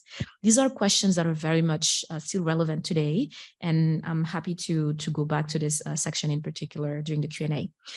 Senghor therefore rearticulates Negritude as ideological autonomy, not by emphasizing an intersectionality of race and class, at least intersectionality avant la lettre of race and class, as many of his contemporaries did, such as George Patmore, when he broke up with the Comintern, and Aimé Césaire with the French Communist Party. Instead, he repositioned Negritude as an adaptable and malleable philosophy that could be imbued with new meanings and values. And the final part then of my presentation will show how Senghor's 1971 speech follows a decade during which he tested Negritude as a tool for achieving ideological independence. So rather than going from theory to practice, I argue that this is a case in which he tested it out first, practiced it, and then went ahead and re-articulated it, whether or not it was convincing for his detractors. So we are back now in the 1960s, a decade before the Algiers Festival and the 1971 speech I just mentioned. And I'm going to examine his correspondence with Soviet government officials and artists as an example of the kind of practice that led to the theoretical reframing of the 1971 speech. Konstantin Katsiakuris has argued that the Communist Party of the Soviet Union saw Negritude as a, quote, racist theory, while African socialism was viewed as straying too far away from orthodox Marxism and therefore as dangerous. So the Soviet Union was indeed wary that too many variants of Marxism were emerging, and these revisionist approaches would dilute its power and effectively, quote, provincialize the USSR.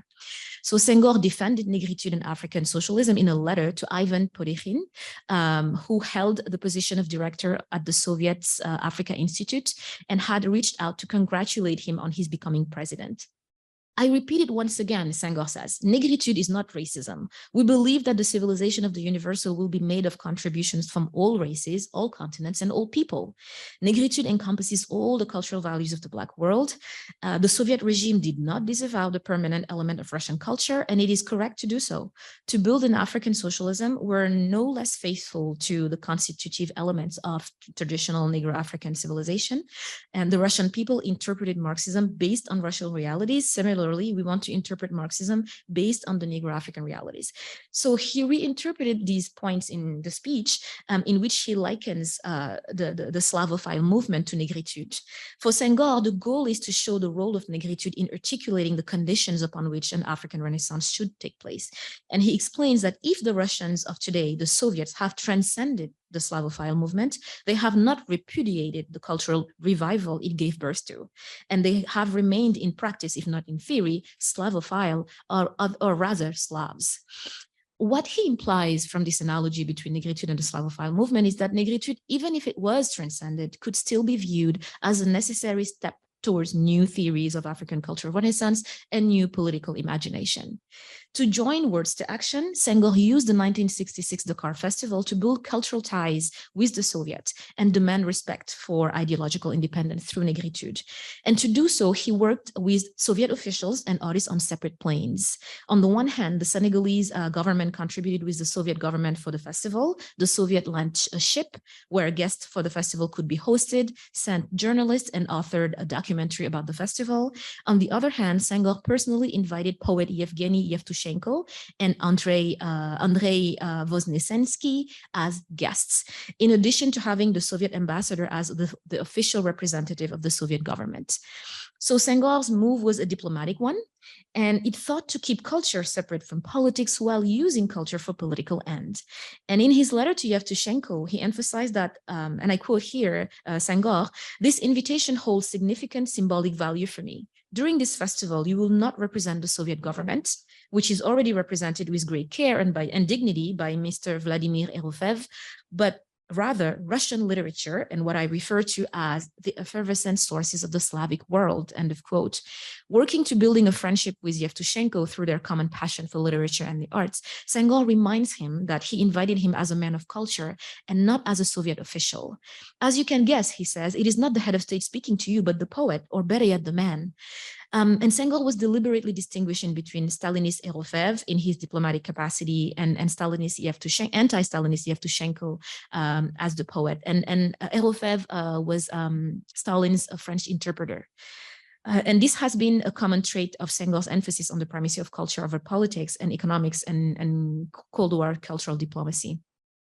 As Voznesensky could not attend, Yevtushenko was accompanied by another poet, Evgeny Dolmatovsky, and together they authored a report about the festival to the Communist Party of the Soviet Union, which they spoke highly about Negritude, well, this festival, and were cautious about Negritude. And significant for our purpose is their recommendation about it. Yes, and they said, when it comes to Negritude, which undergoes constant mutations, our suggestion is to approach it with patience and care to try to understand it. By obstinately opposing it, nothing can be achieved. So they therefore recommend a careful distance vis-a-vis a theory that seemed to be undergoing continual change in their eyes and was therefore an unstable signifier of Senghor's politics. The festival seemed to have complicated the very meaning of Negritude as initially understood by the Soviet as a racist theory. So the report also recounts that Senghor held a private meeting with Yevtushenko during an evening of poetry that he organized during the festival, but it was in the palace with a few selected guests, and in which he criticized US foreign policy on issues he was publicly vocal about, such as the Vietnam War.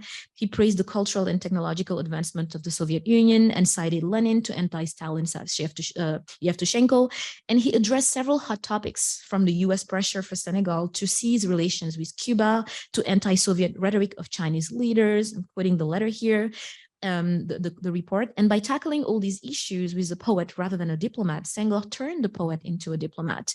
And what this brief reading of his diplomatic maneuvering through the global cultural event that was the 1966 Dakar Festival, it shows that Senghor's use of Negritude as a cultural policy during his presidency was also a way to test Negritude's potential as a tool for ideological independence vis-a-vis Cold War superpowers and see how much it worked or not.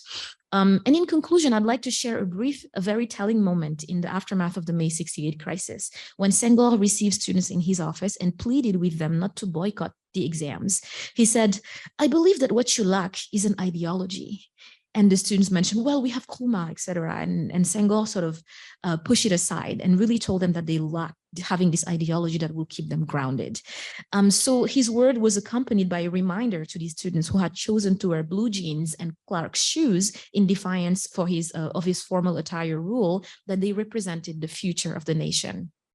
As I have argued, the countercultural movement, the events of May 68, along with the global context in which they emerged, compelled Senghor to reevaluate and adjust Negritude in the post-independent era. And Senghor used it as a philosophy, an aesthetic, a cultural policy, a diplomatic instrument, a political ideology for asserting autonomy, and more. And he did so while resorting to authoritarian strategies to maintain his post-colonial compromise and neo-colonial agreements with the French, while remaining cautious of new power ideological dominance at a time when many of his fellow leaders were facing overthrow, assassination, or engaged in armed conflict. So I'm not suggesting that Negritude was immune to criticism. In fact, many of Senghor's critics raised valid concern, and Senghor acknowledged some of them in his speech. What I'm interested in discussing further with you today is this: what is truly at stake when Senghor uses Negritude as a defense and as a third pass and a framework for contemplating emancipatory ideologies beyond those advocated by proponents of what seemed to be at the time the most radical way of achieving revolution, a decolonization through revolution. Thank you. Our fourth speaker for today is Professor Chair Time. Professor Chair Time is a professor of English and Black Studies at Amherst College. His research focuses on the way in which Africa-centered epistemologies engage with colonial, post-colonial, and decolonial intellectual traditions. Chair Time is the author and editor of several volumes on Negritude and African philosophy and literature, including Return to the Kingdom of Childhood, Re-envisioning the Philosophical Relevance of Negritude, 2014. Epistemologies from the Global South, Negritude, Modernity, and the Idea of Africa, 2023. Negritude Reloaded, a special issue of the Journal of African Philosophy and Pan-Africanism, African Research, and Global Future, a special issue of Global Africa. His forthcoming edited volume on transmédiation, Senegalese literature, new media, and audiovisual culture will be published by Yale French Studies in the fall of 2024. His presentation is entitled Negritude, Indigeneity, and Decolonial African Studies. Please welcome Professor Chair Time.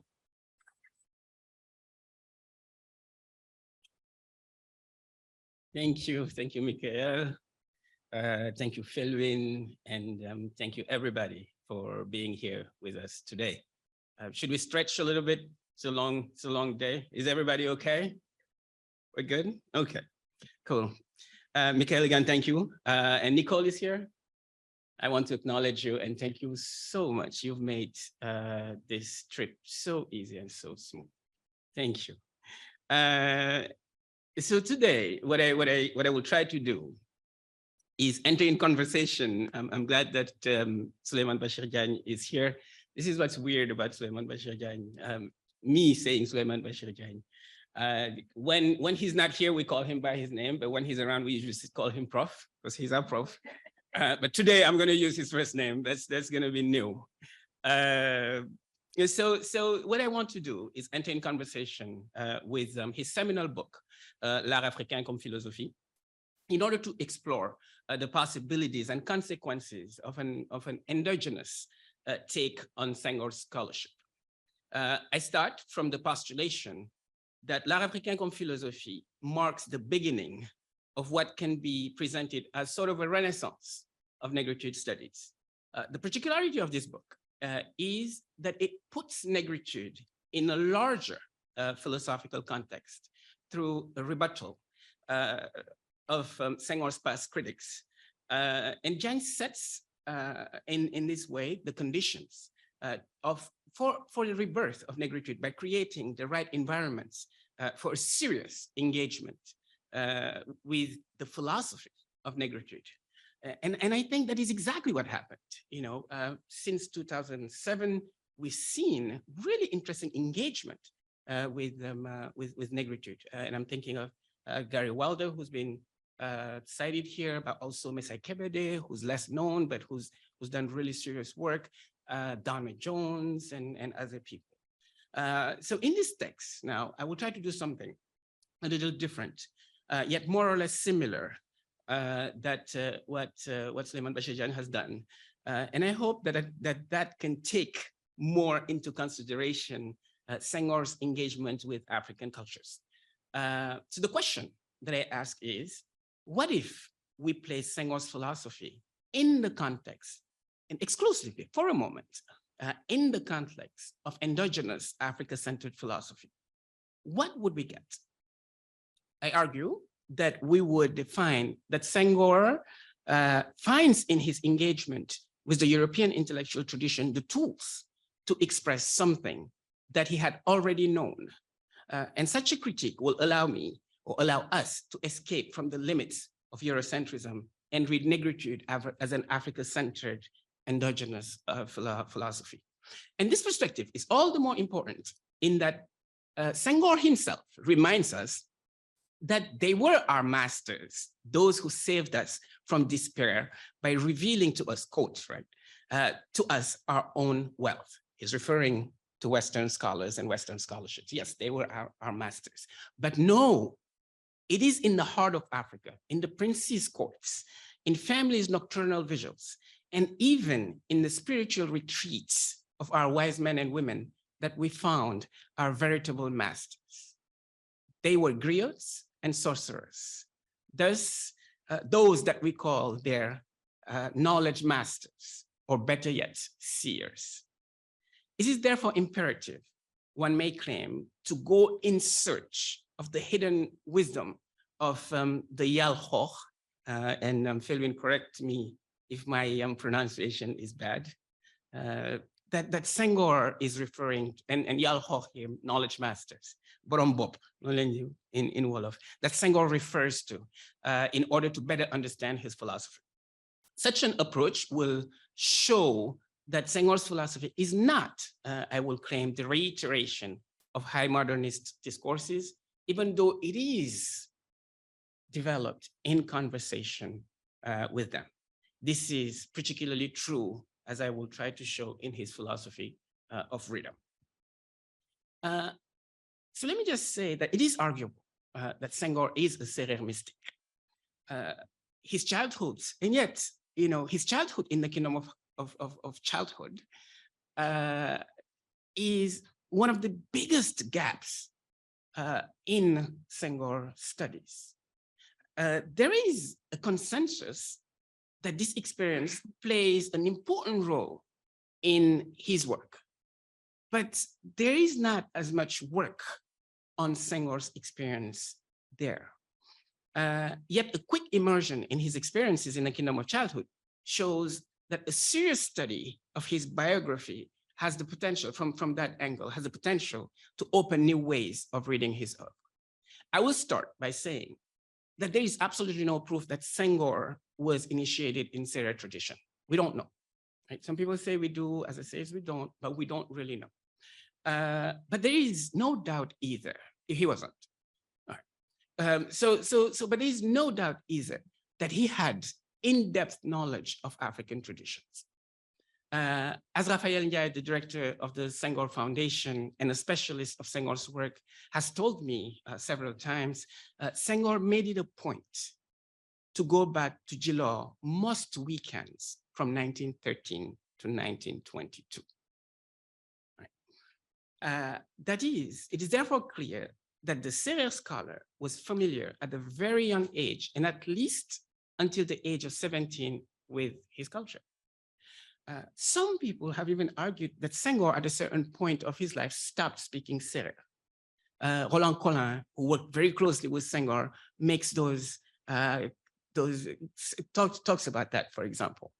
But that's absolutely impossible. And I'm basing this on several occasions, and one of which is that in 1947, I think, 45, Senghor goes back to do some research in the Serer, in Joal especially, but also in that area.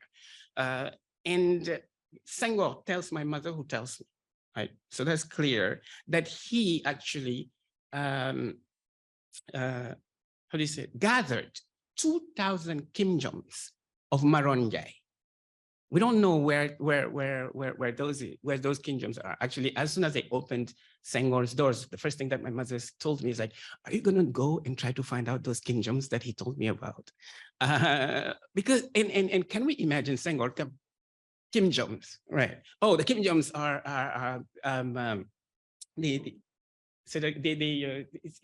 it's song poetry, right? Song poetry, or the poésie imagée aussi, as Senghor calls them. So the kingdoms. One can't imagine Senghor going with a translator to the Serer land to gather those. So Senghor went and did that, right? So Senghor is really engaged with that. But why a Serer mystic? Because we know that Senghor is interested in Bambara and Dogon mysticism. It's in his work. We also know that even in his engagement with Catholicism, with Teilhard de Chardin, Henri Bergson, Mohammed Iqbal, Senghor is really, really engaged with mysticisms, right?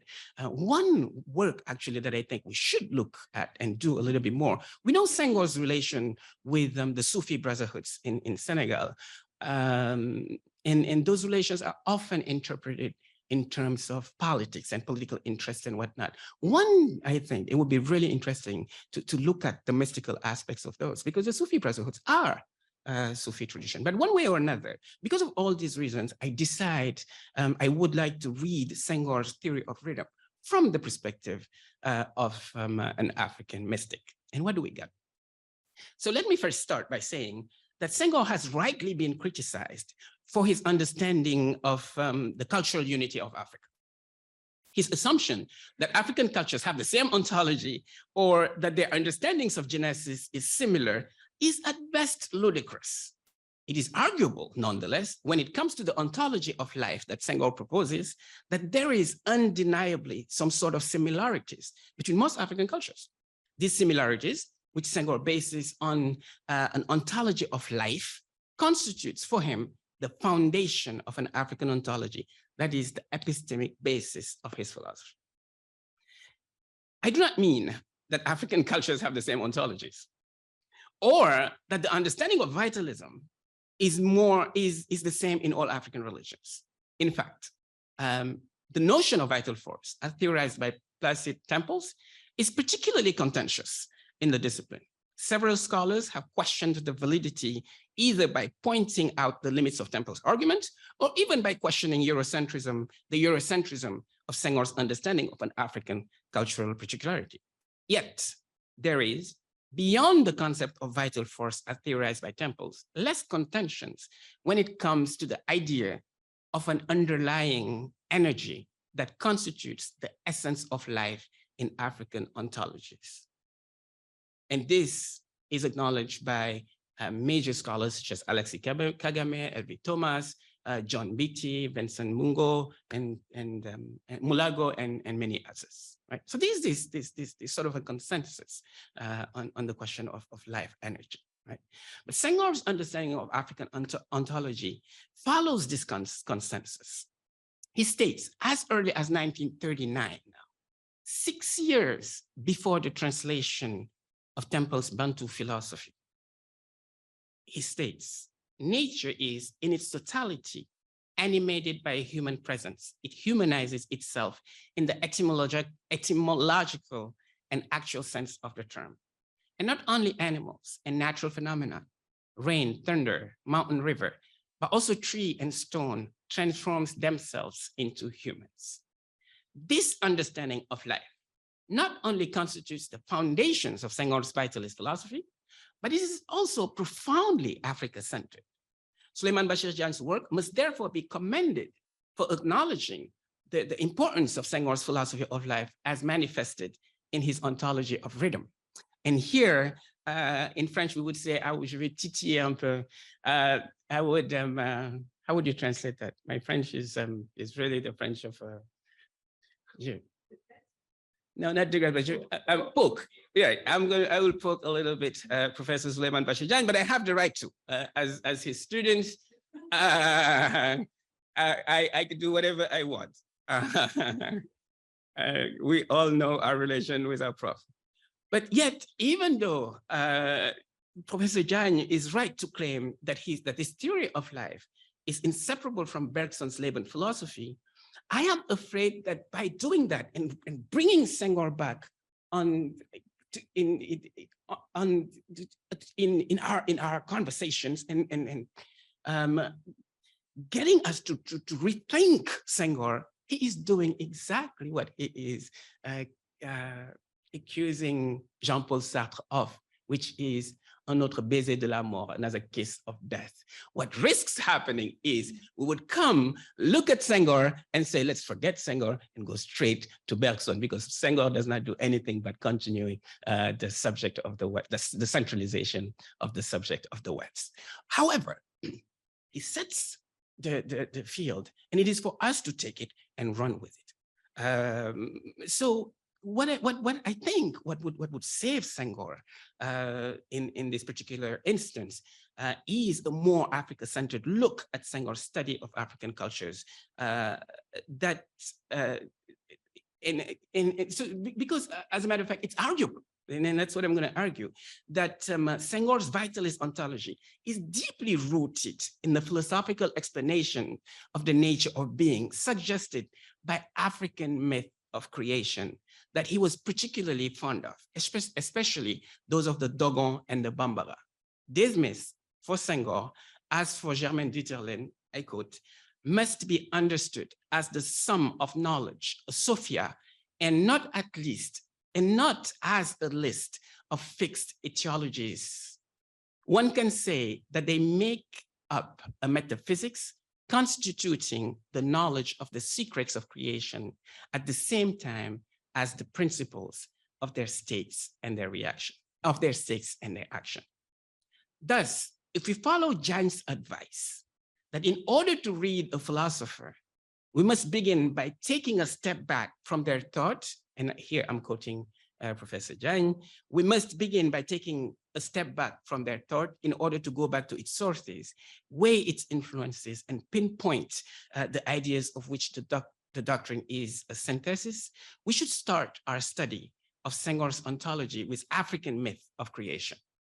Such a methodology is all the more pertinent in that Senghor expressly invites his readers to revisit the Dogon myth of creation in order to better understand his ontology.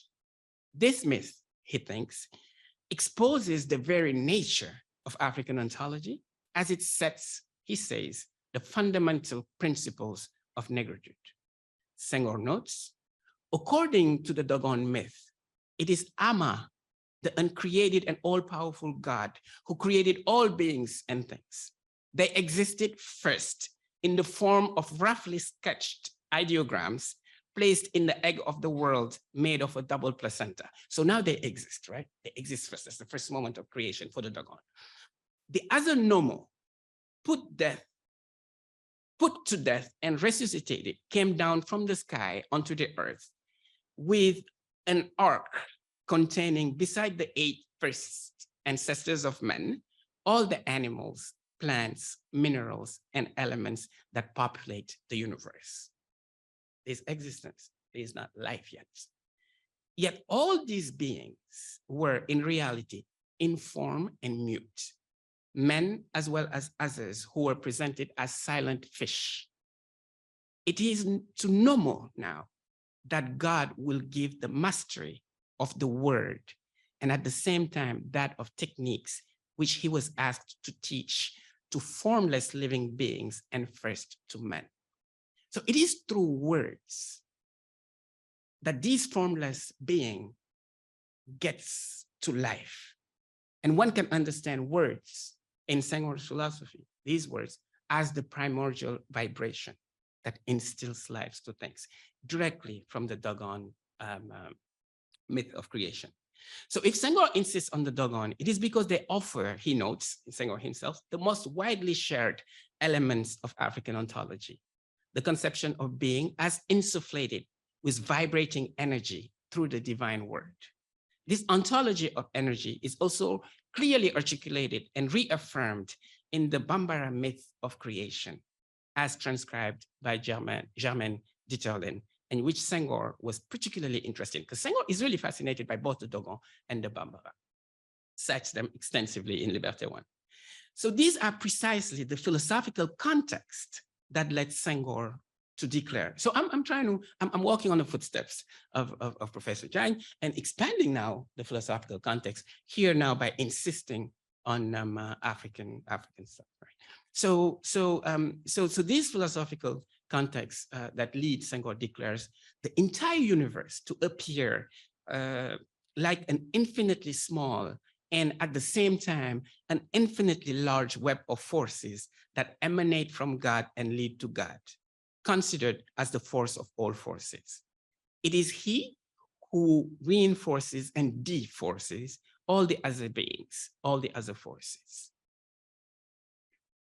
For Negro African philosophy, I would like to remind energy is the substance of being. That is the vital force that sustains all beings. And even, and this is Senghor speaking still, and even minerals, that is all phenomenons and accidents of nature. It is also susceptible to grow and to decrease, to be enriched or altered. It is a dynamic ontology. One is tempted to see in this statement a reiteration of Temple's theory of force, of course.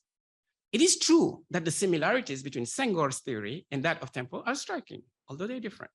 Yet it is important to recall now that Senghor theorizes an ontology of force, again, as I said earlier, it is important, 6 years before the translation of Temple's famous Bantu philosophy. It is important to restate that he had already declared in 1939, he made that declaration that I cited earlier, on nature being insufflated with life and stuff. So we don't need to repeat it, right? Thus, I argue that Senghor's ontology of rhythm is based on African myth of creation, such as those of the Dogon and the Bambara. The Africa-centered ontologies, this Africa-centered ontology illustrates Senghor's famous citation, rhythm is the ordering nature of things. His understanding of rhythm as that which orders being is a reference to the myth of the primordial vibration as a source of vital energy. This primordial vibration as a creative word and as a vitalist element is, as showed the Bambara and Dogon myth of creation, fundamentally rhythmic. The rhythm of the primordial vibration constitutes, as Senghor says, the essence of being, the very cloth of life. Rhythm is the architecture of being, the internal dynamism that gives it form, the system of waves that it emits as a signal to others. It is therefore not surprising that Senghor declared being is rhythm. His hermeneutics of the Dogon and Bambara philosophy show that rhythm offers the subject and the initiated in particular the tools to renew and repeat the primordial vibration beyond the necessity to only describe and understand reality. It is exactly this logic that will lead Senghor to argue that given the primacy of force, the entire world functions as a system of connected vessels moving from man to rock and inversely. Now, if Senghor's, to finish, if Senghor's understanding of ontology and epistemologies are similar to Bergson's, it is not necessarily because Senghor's scholar, the Senegalese scholar, is Bergsonian in the sense of a student of Bergson. It is rather because Bergson was, like Senghor and many African scholars, a vitalist scholar. In fact, when Senghor calls Bergson's publications, Essais sur les données immédiates de la conscience, the revolution of 1889, one can read that it is not because Bergson discovers something new. One can argue that Senghor conceives that the French scholar confirms and legitimizes the mystic ontology and epistemologies that he was already cognizant of during his years in the kingdom of childhood. He declares, Senghor declares, since the Renaissance, the values of European civilization were essentially founded on discursive reason, and facts were based on logic and materialism. Bergson would solve the problem of a society tired, and a society, I think Senghor is referring here to Europe, tired of naturalism and materialism. He showed that facts and matter as objects of discursive reason were just the superficial surface beyond which we needed to reach with intuition in order to have an in-depth vision of that which is real. Senghor considers indeed Bergson's work as an intellectual revolution. Yet one can also argue, for all the reasons mentioned above, that for Senghor, the revolution of 1889 was in some instances a provincial discovery that has global outreach, right? But he's not teaching anything to the Serer, for example, the Bambara or the Dogon. As he noted, it is mainly in Europe that the values of civilization were, before 1889, based on discursive reason. Clearly, as he has theorized all along, that is not the case for African descended cultures, whose ontologies cannot but lead to a philosophy of life.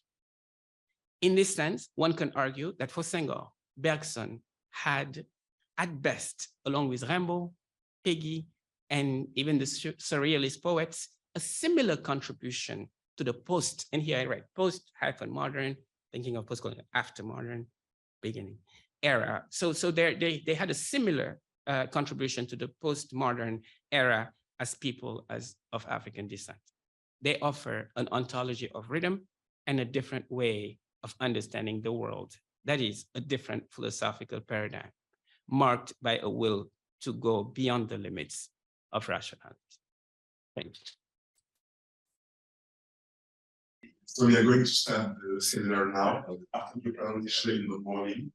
So we have 1 hour and a half of the conversation. So you're free to ask your question to our 4 guests, no matter the order of their presentation.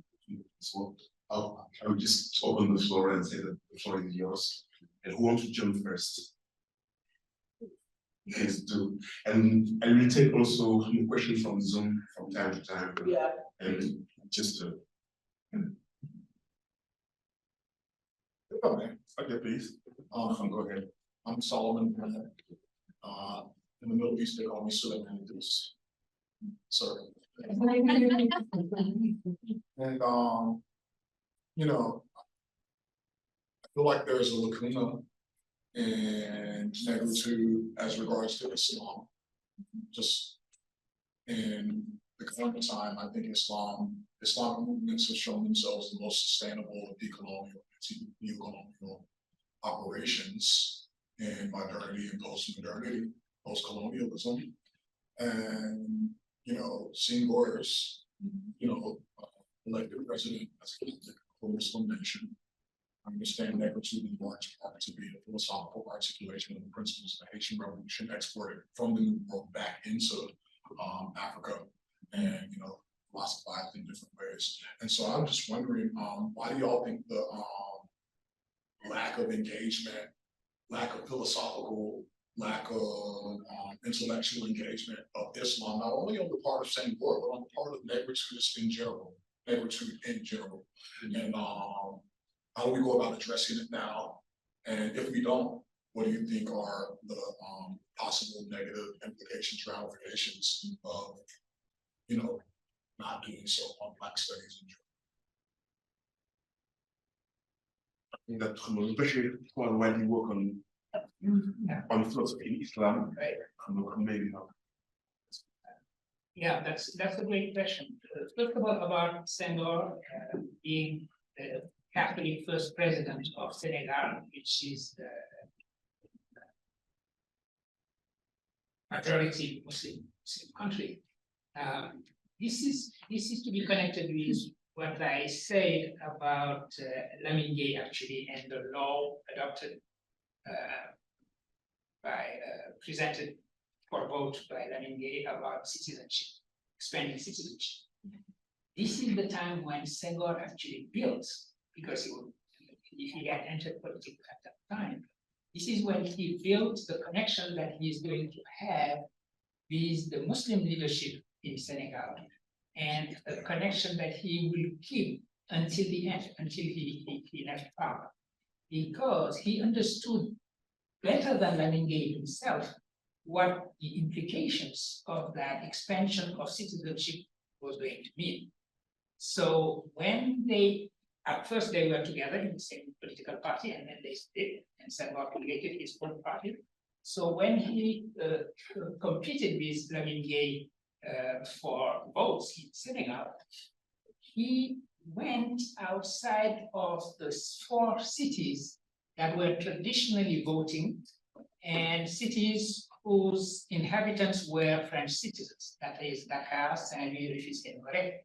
He understood that, and this is when he built these alliances with the Muslim leadership, which was very much present outside of those 4 cities. And they respected him for that. He would come to them and say, I'm here, I'm serving you, I will do my best to represent you, and look at and he would be very respectful for Lamine Gueye. Look at my uncle, he would call him, Lamine Gueye. You won't see him. He would stay in those cities, Dakar, etc., etc. And he won the elections because the leadership was really supporting him, and they kept supporting him. And this is why Senegal is that country where the first president, the founding father, so to say, was a Catholic. And Catholics today represent what, 5%, less than 5% of the population in Senegal.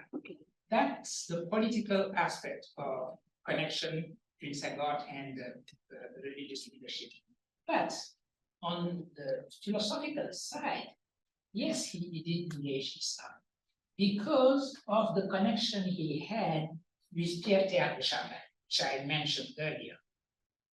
Pierre de Chardin himself was a Jesuit priest who was considered heterodox in the church, and even for some heretic, because he believed in evolutionary theory, etc., the kind of cosmogenesis that I described earlier.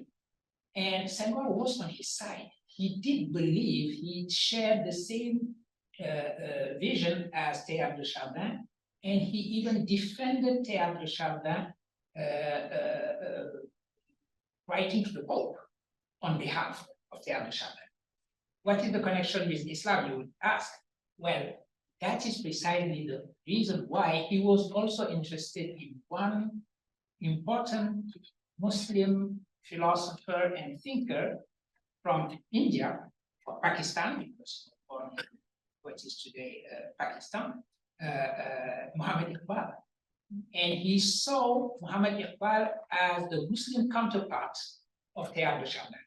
He called him the Théâtre de Chardin, the Muslim Théâtre de Chardin.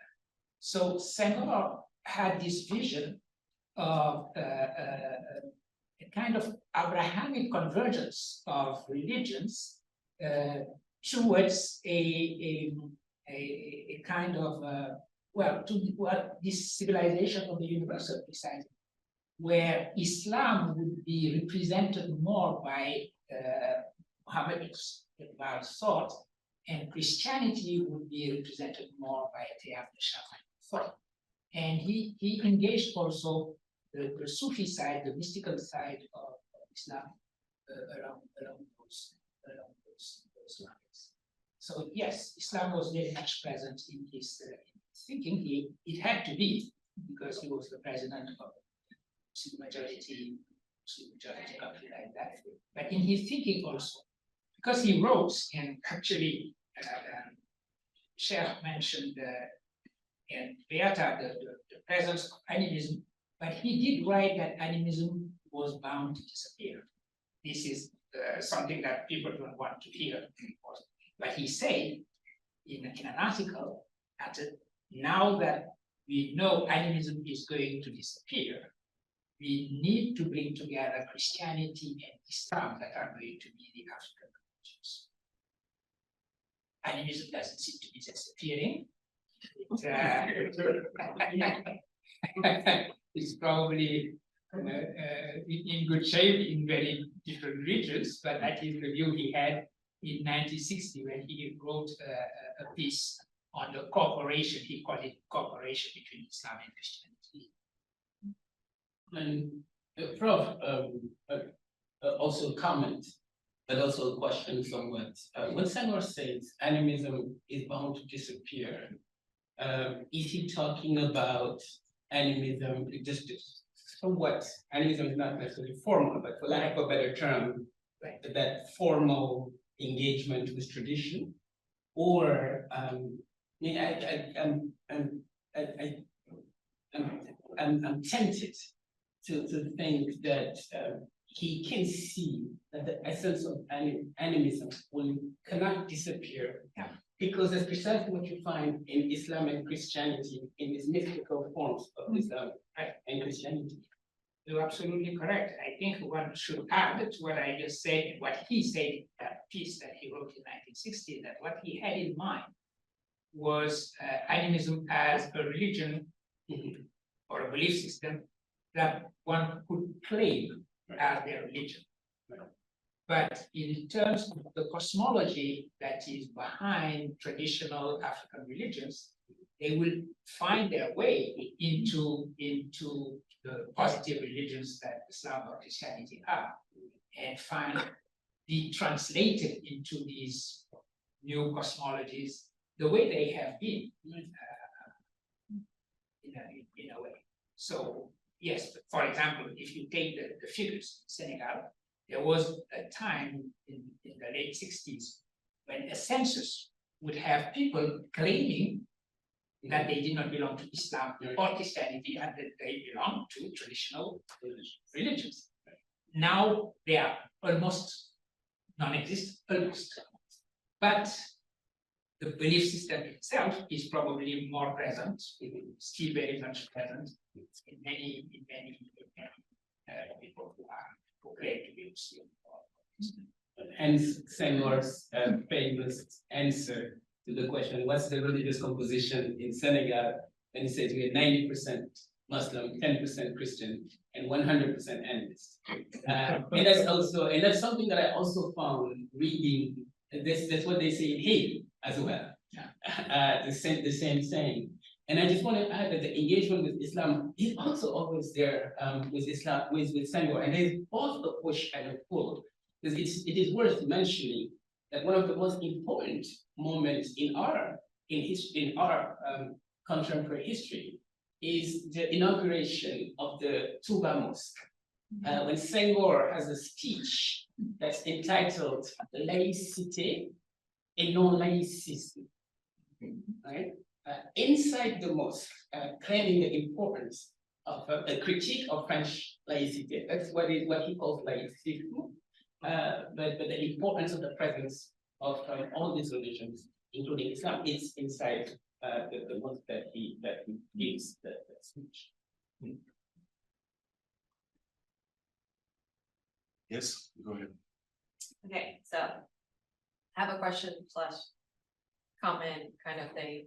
I don't know if you might or might not have an answer, but here it goes.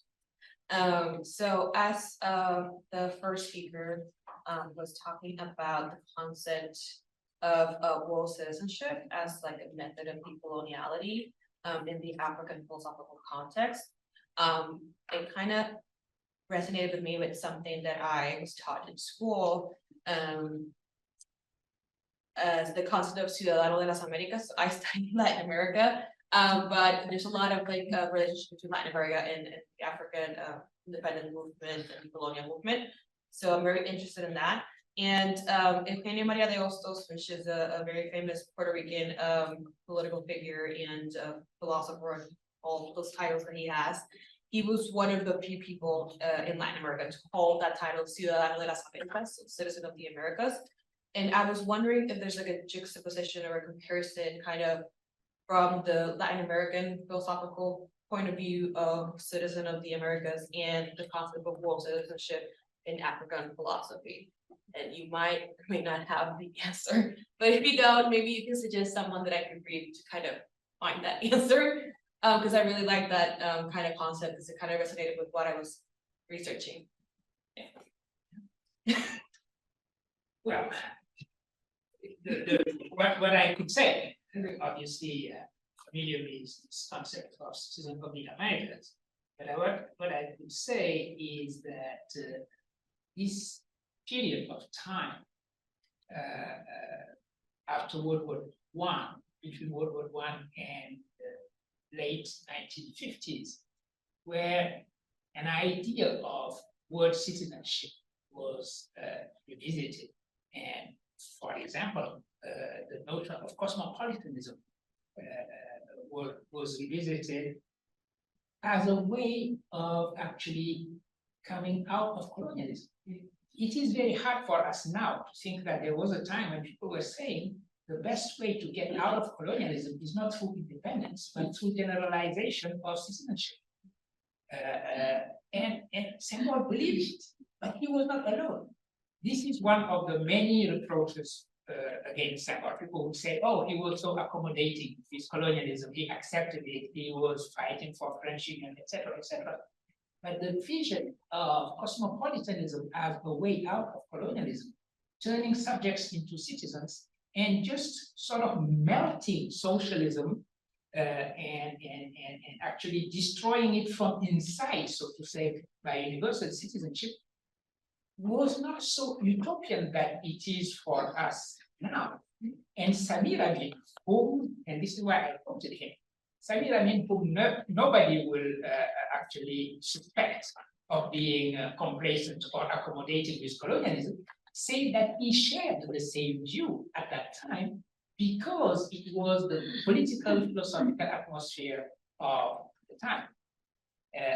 And that would explain why Senghor was for so long a federalist until at least the mid-1950s. It corresponded to that philosophical view of a world citizenship. And I think there is probably a connection. I would bet that there is a connection with that idea of a citizen of the Americas, which is both a way of going beyond, the boundaries, colonial boundaries, basically, and thinking about the continent as one at that time. I would say it is the same atmosphere, and Senghor was very attentive to what was happening in the Americas, especially in the economy. It was very much influenced by the School of Economics. Felwine would know that. Because I was kind of doing some research on the dates, and I know that, for example, the person that I mentioned, Maria de Hostos, was actually 1839, 1903, so it was a little bit, tiny bit before Senghor. Am I sure that right? Sorry, my French is not that good. I'm still working on it. So that's why I asked, because like the timing is kind of there.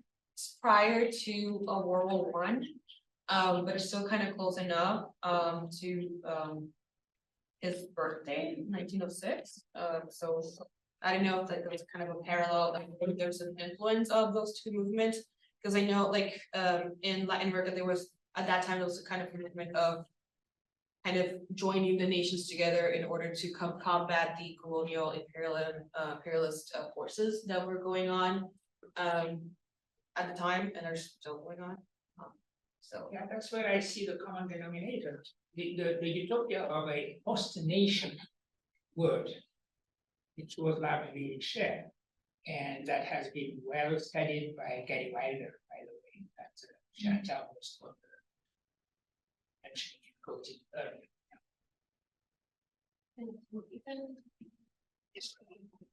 And even when Senghor was in the French National Assembly, and they needed to form groups among African representatives to apply pressure when they needed to advance causes for the colonized, you could see the premises of, forming inter-parliamentary groups, small African movement parties that were taking shape at the time.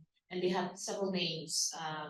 The RDA tried to do that, Rassemblement Démocratique Africain, when that Felwine created, and then they became less radical. So students of the counterculture movement actually, they supported them in the beginning and ended up just turning against the RDA. Then you have the PRA, Parti Regroupement Africain. So you have different ways in which several political parties in French West Africa, French Equatorial Africa, pre-colonization, tried to be together against the French when the federalist dream was not always a viable option for those who were far to the left of the parliamentary. And that happened when the younger generation of African leaders came, such as Seck and Modibo Keita, who started having different demands.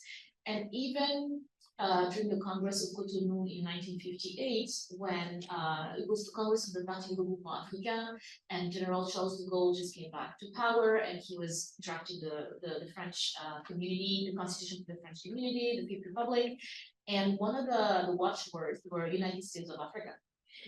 As they were asking for independence immédiate, United States of Africa, and then the Confederation with France. So there were different configurations, and Gary Wilder does a good job of talking about these things, and it just shows that cutting ties with the colonizer was not necessarily the only option available, or it was not even the priority for many up until much later in the 50s. And even then, they thought to be together and still have ties with France. And Senghor actually at that conference was quite, he disagreed with the younger called radicals, but what he proposed was, yes, let's be united as Africans first, and then we have a confederation. And others said, no, let's be independent first, and then be United States of Africa. So they were arguing about the order in which this should happen.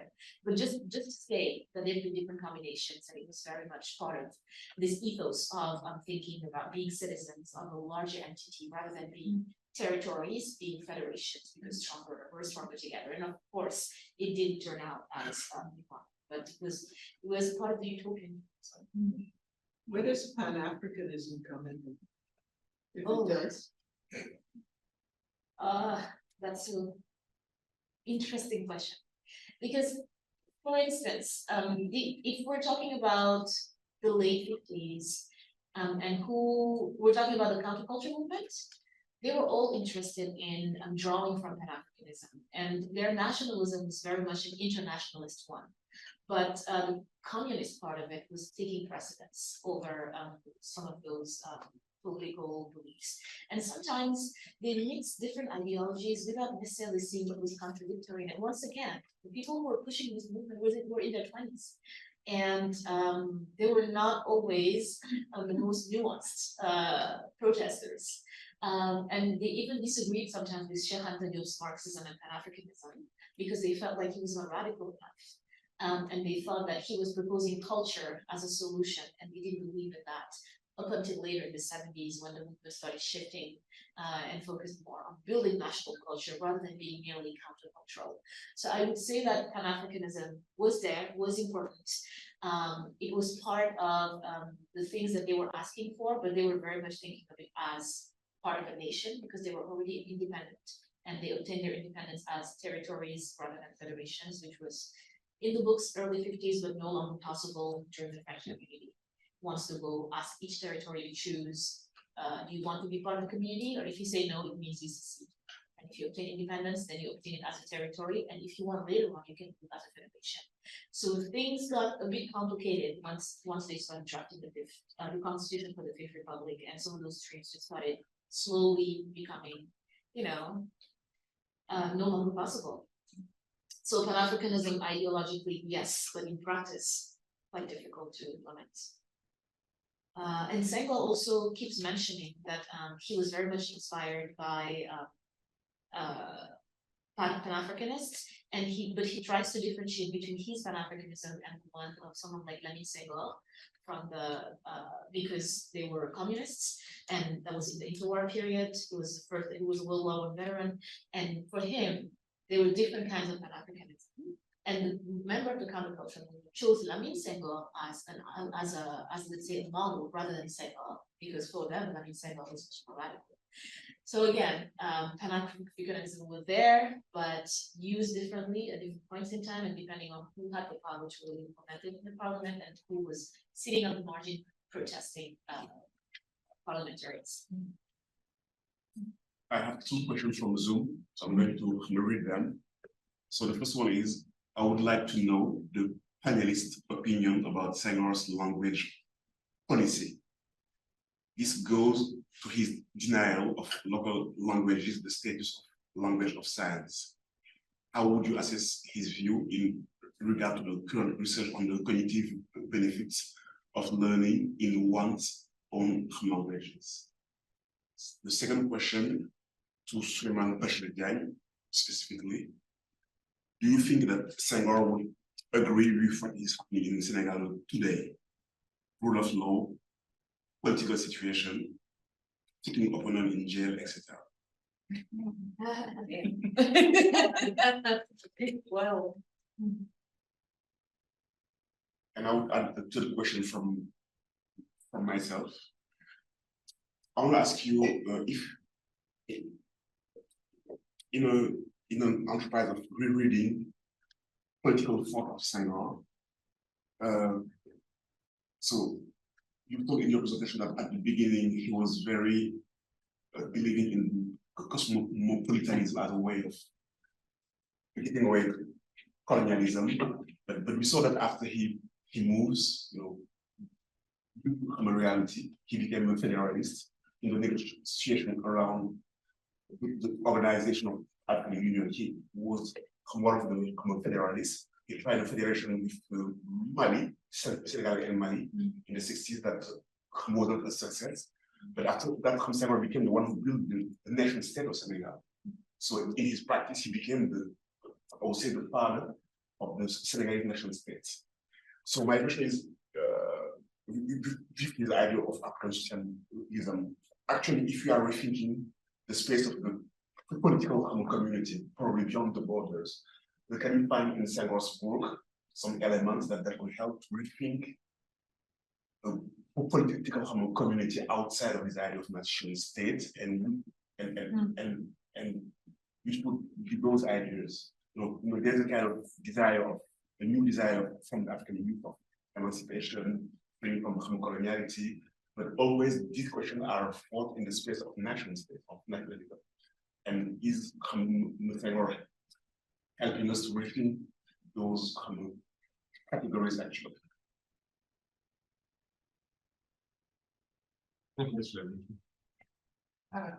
I'll start with your question about the nation state.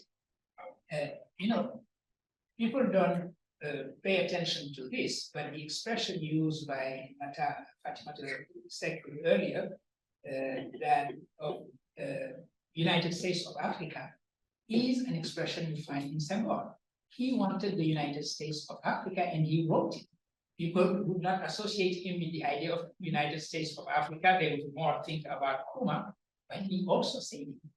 And this has been actually the radical orientation of his thinking. In fact, and Fatoumata said it also, when the question was posed of what should have priority, unity, African unity over going for independence right now, he gave priority to the unity. In other words, he did believe even after World War II, and he mentioned that in an interview that he gave to a journal, where he says, if we have to, we will get independent, even if we have to use violent means. Does Senghor say that? Yes, he said that. This is not the language of Senghor usually, but he said, we are ready to go for independence.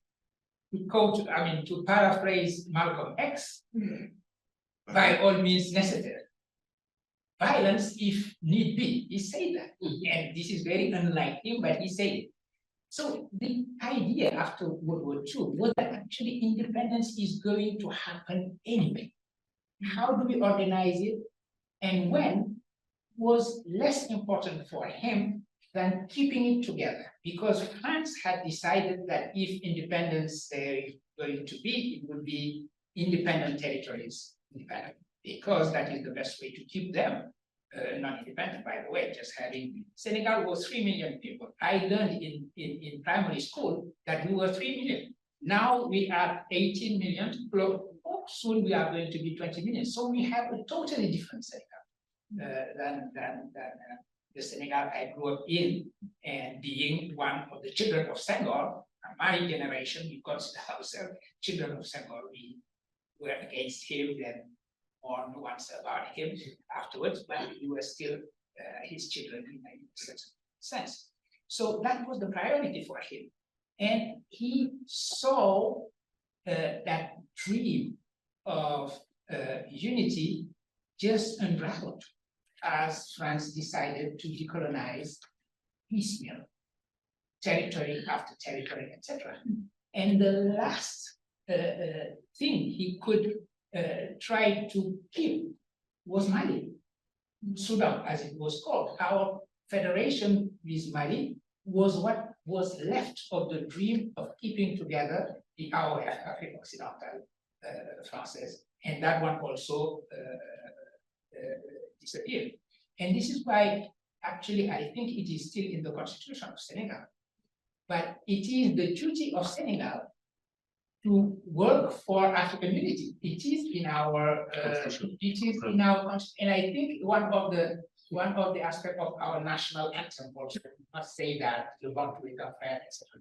So it is really in the DNA of Senegal as it was constituted, established by Senghor, that we would seek this African unity.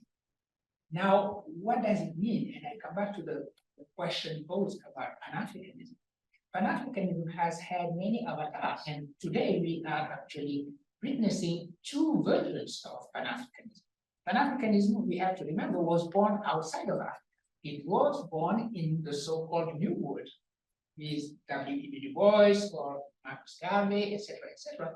And then it was re-internalized and continentalized, so to say, when the torch was passed from W.E.B. Du Bois to Kwame Nkrumah.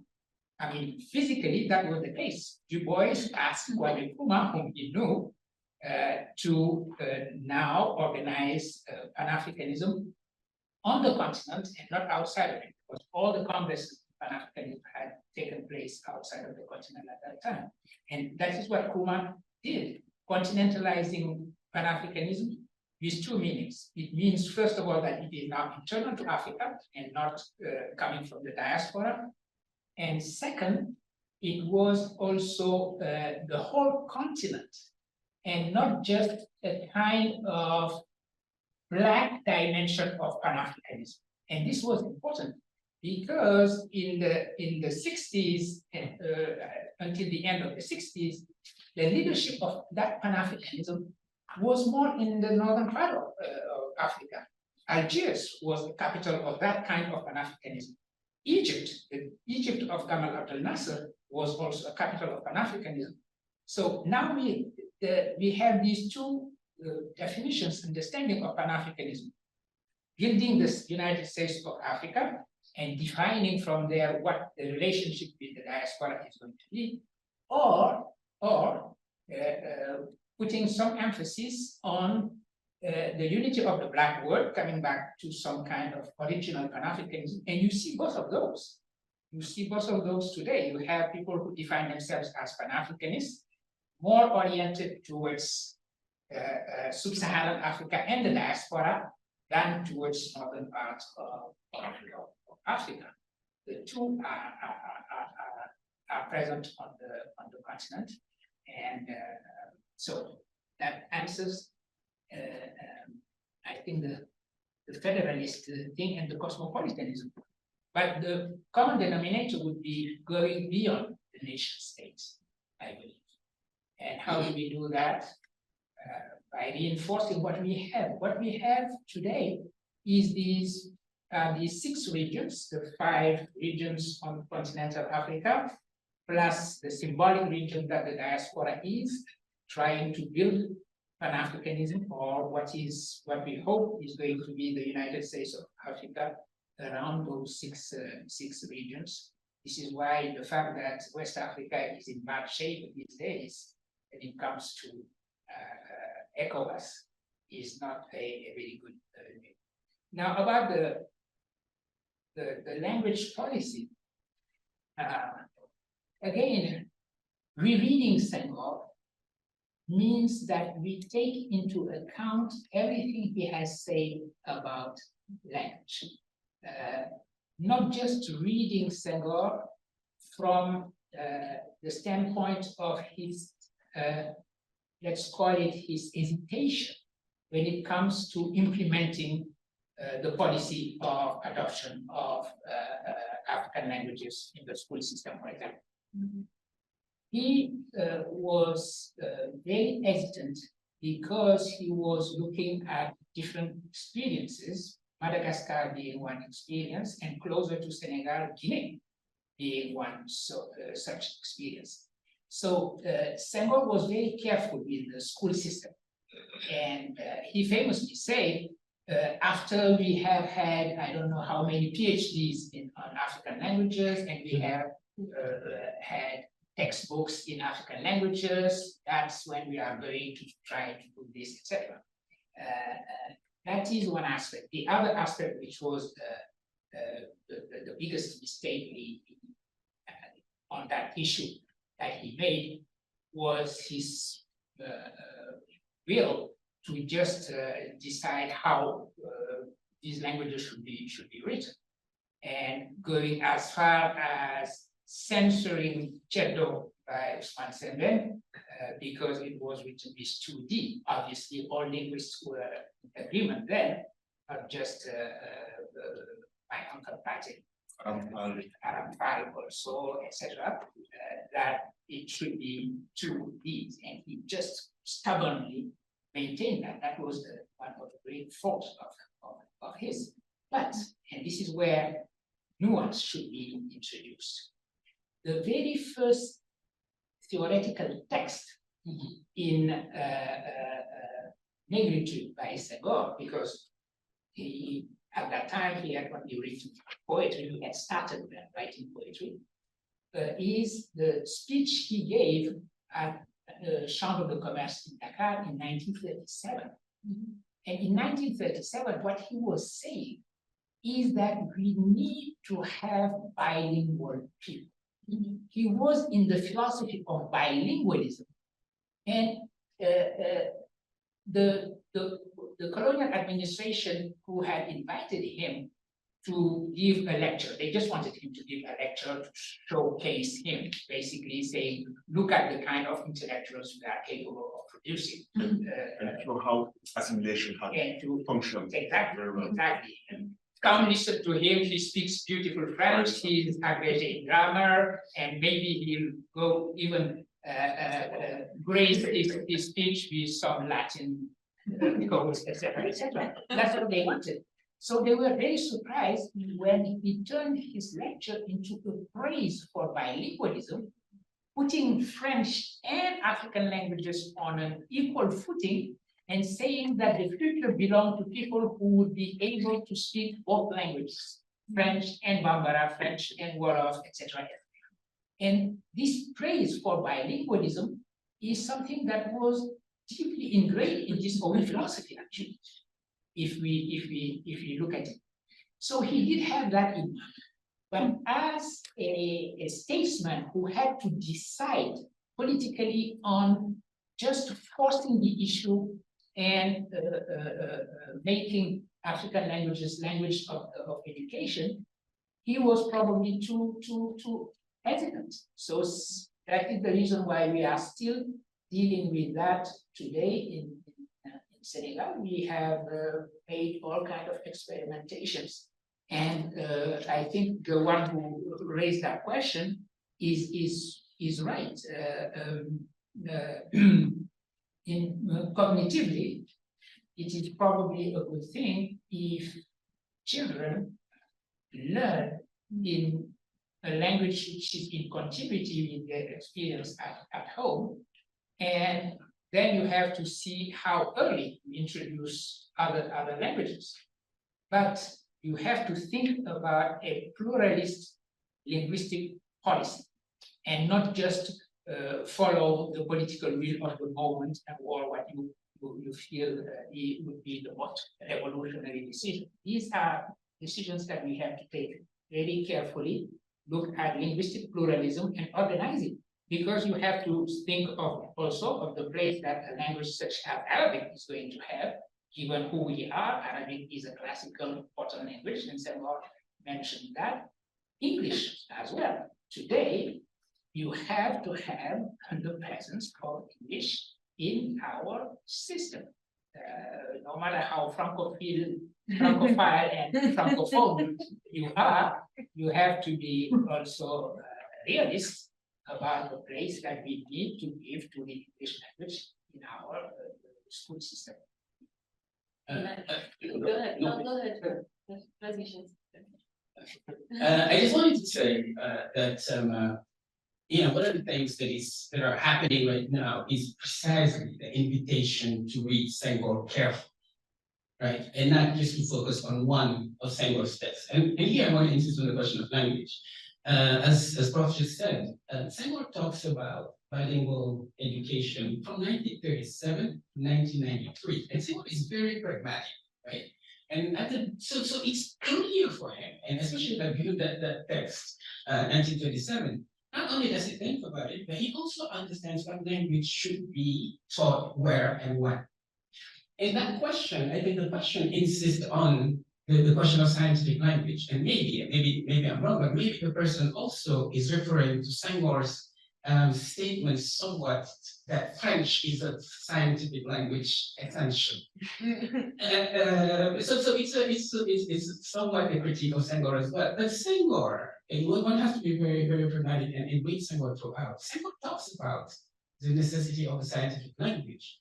That is also a language of literature and a language of science. So Senghor goes on in different texts to say, so what we need to do, I'm going to start teaching it at the university level. Why? Because then we are going to form linguists who can form university professors, who then students will go and form high school teachers so that we can teach the languages throughout. So it's a plan. And so what does he do? He sends the first Senegalese linguists to India, not anywhere in India, but in Dravidian spaces. So he has a clear plan.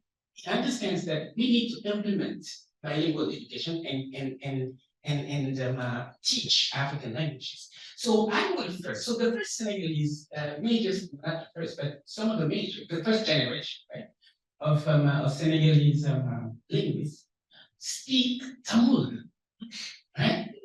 Understand the regional languages so that they can understand their own languages and teach it when it's the time. Therefore, giving us the possibility to make our languages scientific languages. So it's a plan.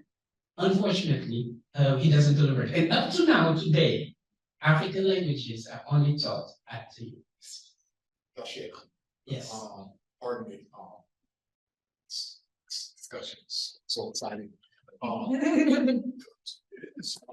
studied in the Middle East with a whole lot of Senegalese guys who consider themselves linguists, and Senegal's been sending people to Al-Azhar University for hundreds of years. And so my question is, number one, the Middle East is only the Middle East in relation to colonial Britain, in relation to London, and so it's actually a colonizing designation of the Middle East. Behind that, and so if Arabic is understood as an African language, and beyond that, Senegal has a legacy of bilinguality with Africa that is actually pre-colonial. Well, bilinguality with Arabic is actually pre-colonial. You made a gesture toward it, Dr. Diagne, but I'm wondering how does Arabic play into the conversation of scientific linguistics, and it predates the French universalization, the French uni system? Anybody want to speak? Oh, no, my comment was about earlier, so I'll let you talk. Yes, about that. Yeah, I mean, this is a great question, and because we have had this divide after this, but you are absolutely right. A good friend of mine, Professor John Henry, that was my colleague and my friend and a mentor to me, actually, when I was teaching at Northwestern, has famously said that Arabic was the Latin of Africa, that Arabic played the role that Latin played in medieval Europe at one point. It was the language of written erudition. We have in African studies, we have this habit of thinking of African culture as oral cultures. As soon as you say Africa, people say, okay, let's look at orality. But Africa is not married with orality. And so you had a tradition of written erudition in Arabic or in so-called Ajami, meaning African languages using the Arabic script. And a very important literature has developed along those lines, either in Arabic or in Ajami. And we are just actually discovering that heritage, African heritage now. Usman Khan, who is, yes, Usman has written a beautiful text about non-Europhone intellectuals, as he calls them, these intellectuals who have written in the Arabic language, and that is a rich tradition that we need also to recapture today and to revisit today. And there is a movement of convergence, actually, somehow, of those two traditions nowadays. Looking at African intellectual traditions, not just on the European side, but also on the Arabic side. And this is why I insisted on the need to have a policy and a politics of languages that would be pluralistic.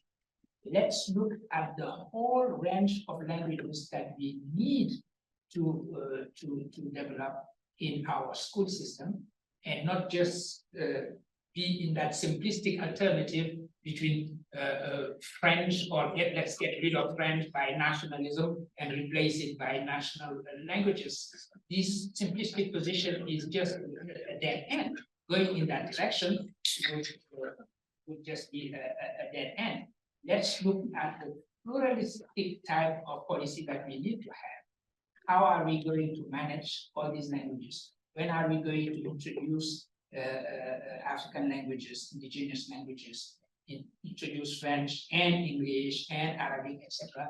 and rethink the system along those lines, that would be the best way to be true to our own heritage, which is a pluralist heritage.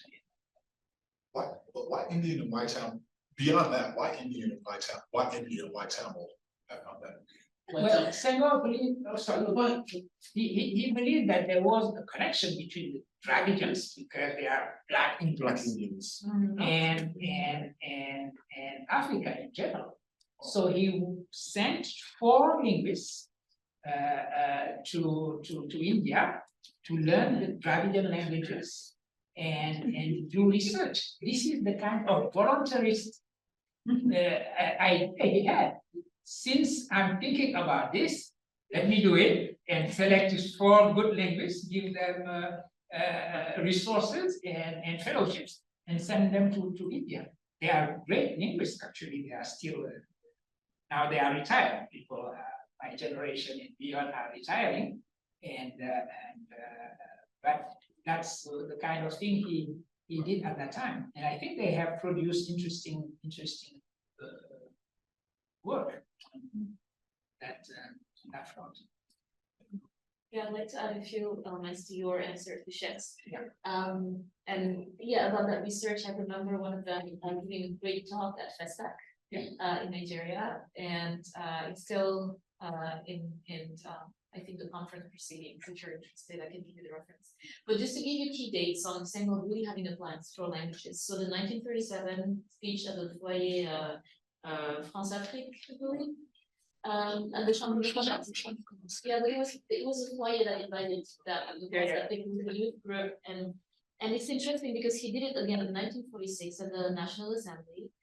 He was defending, he was criticizing people who refer to African languages as dialects. So there's a part in the speech in 1946 that he rants against those who said it, and he said, the linguist that I am can't agree to the way you refer to these languages, and that's being ignorant. Then in 1958, there's a lecture, it was a speech, no, it was an article for Afrique Nouvelle, in which I think the lecture was entitled Bilinguisme le problème de la culture, in which he responds to Joseph Kizerbo's proposal to teach African languages in African schools, and he even has a plan for it. He says, so maybe we should start with the école primaire, so teaching in primary schools, and he said that he's been doing the research in Anglophone Africa to understand how this is done. So he's been thinking about it, and this was still during colonization. I think it was 1958. And it was under the Convention African, and we were thinking about ways in which they could start implementing that. Senghor has been working on reform of education since the 40s, and part of that work led to the creation of the University of Dakar. So it would be unfair then to say indeed that he was against African languages and so forth, though he made very questionable comments about the way, the supposed nature of African languages, but we shouldn't stop at that. And the idea that also African languages cannot express abstract ideas, and that Senghor said that actually should be nuanced as well. I can give several references in which he actually does the very opposite and gives demonstrations of it, and he uses Pulaar as one of the languages that express abstract concept and gave great examples. Then in 1971, the letter he wrote to Negritude about that, the journal, about the Geminates, when he was against the way Chendo was written, but also just the way the journal Camille was writing certain words he loved. So the letter is several pages long, in which Senghor tells his prime minister, we need to have a commission right now because we need to standardize these languages and make sure we write it the same way, and we write it in such a way that it's going to be accessible to people. So the question was not that he didn't want to, he was thinking about the best way to do so and to make sure that it wouldn't be, and I think he uses the word pagaille in the letter. I think he was a purist and really wanted things to be well done, and probably felt that we needed more time, hence the pushback by people who were proposing to implement it right away. So yes, he of course, there are comments that are questionable and policies that he implemented to regulate this standardization, transcription, word separation, but he genuinely cared about language, and you can trace it from the 1930s all the way to the 70s. So that's just what I want. And again, as we said earlier, Senghor never finished his dissertation that he was writing on languages. But we have to remember, actually, he taught African languages because Senghor was a professor at Stanford, which was the ENA of colonial administrators who were going to be sent to Africa. And he was teaching the linguistics of African languages. And this is how Roland Collin, who you mentioned earlier, was his student. This is why Roland Collin was a student of Senghor at Stanford. That is when he knew Senghor.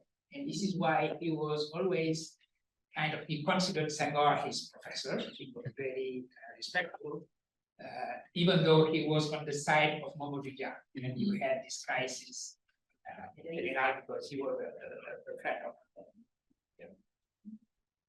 Okay. Yeah, thank you very much for your presentations and for the questions and conversation. I think the question of language makes it easier for me to approach what I want to.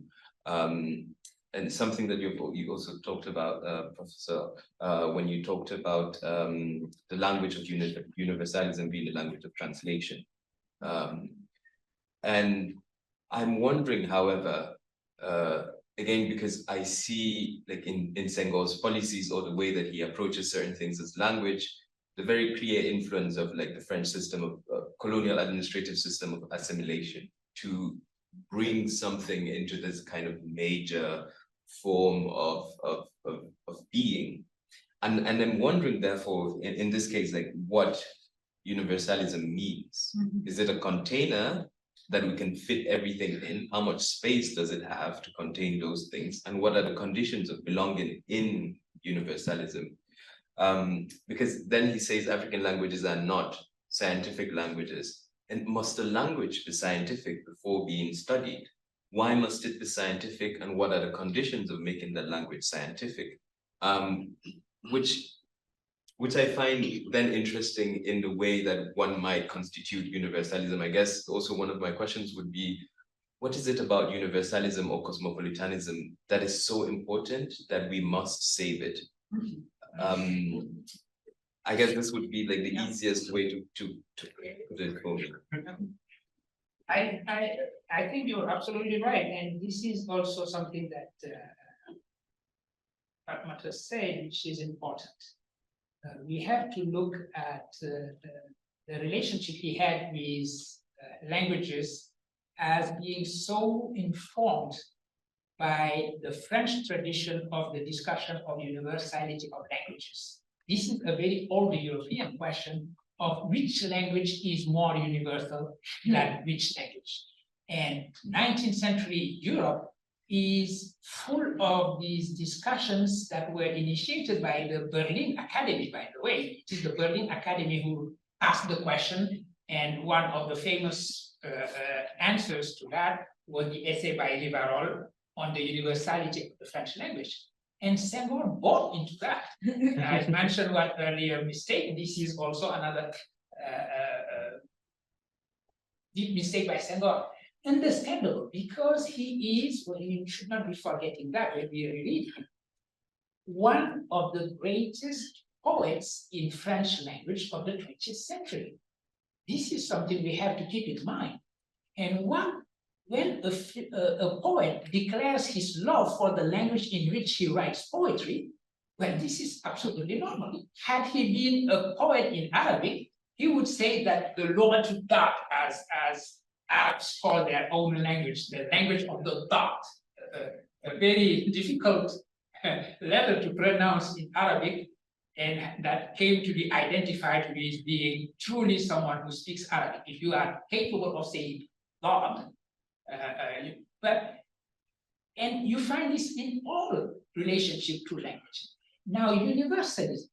If you think that the universal is embodied by one given language, the very question of which language is universal is absurd. All languages are universal, and all languages are language of science. Where does the mistake come from? When you say, for example, that African languages do not have abstract words, this is crazy. No language has abstract words. words have abstract uses, but in themselves, they are not abstract at all. The word abstract itself, or the concept of abstraction, is probably the most concrete possible word. Because if you give me the word abstraction, since I know some Latin, I would say, okay, the word comes from the prefix ab, out of, from, strahere, to pull, pulling out of. So from a very concrete material meaning, you pull out an abstract meaning. This is how you form this word. So what you have is a very concrete word that you use in an abstract way. And that is what abstraction does. If you take mathematics, all the words you find in mathematics are very concrete words. You talk about a ring, you talk about a string, you talk about a set, you talk about a body, okay? In French, you say le corps des nombres réels. So all these words are very concrete and used in an abstract way. So all languages are equivalent in that sense. So all languages are potentially language of science. This is what happened to Latin when it translated Greek science. This is what happened to Arabic when it translated, starting in the 9th century, Greek sciences and philosophy as well. So it doesn't make sense. Now, what figure of universalism do we have now? First of all, do we need universalism? Second, what kind of universalism? Not the universalism that would be the universal of a culture or a language, but the universal that we forge together. And that universal, for me, when it comes to languages, is the universal of translation. And on the author I always quote on this point is Ngugi wa Thiong'o, who famously said that the language of languages is translation. And actually, the only one language that one could consider universal is translation. And by the way, we think about languages and we fight about languages.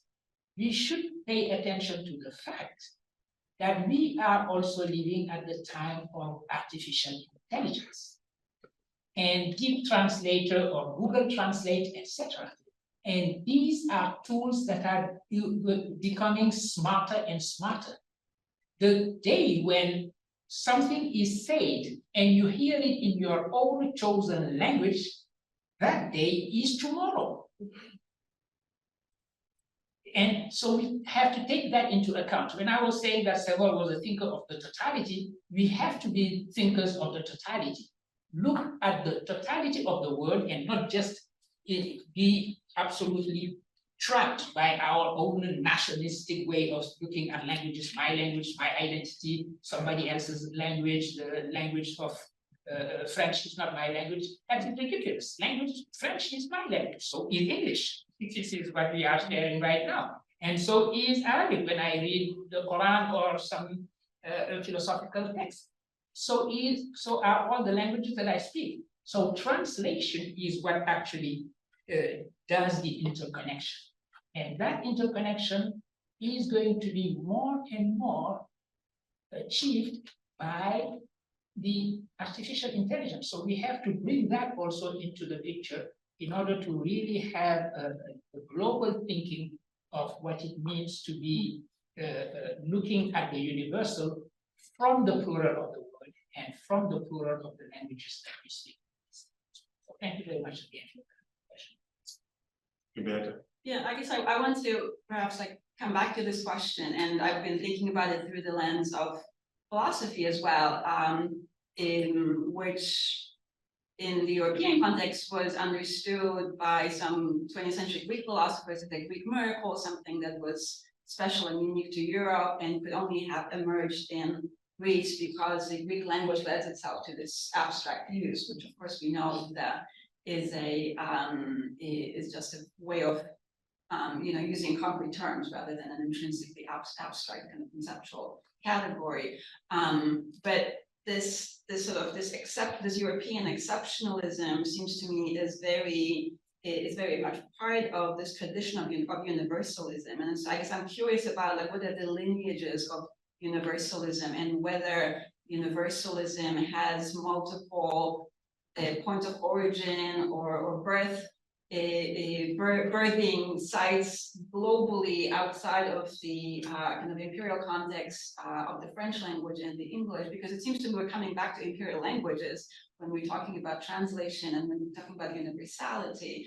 And so coming back to philosophy still, well, philosophy has these universal aspirations, but at the same time, it is, according to Castoriadis, a Greek miracle. It could have only happened in Greece because of those specific features of the Greek language, which is to allow for abstraction, right? And then you have Heidegger in the 20th century who says, well, yes, we have the Greek miracle, and now we have this German,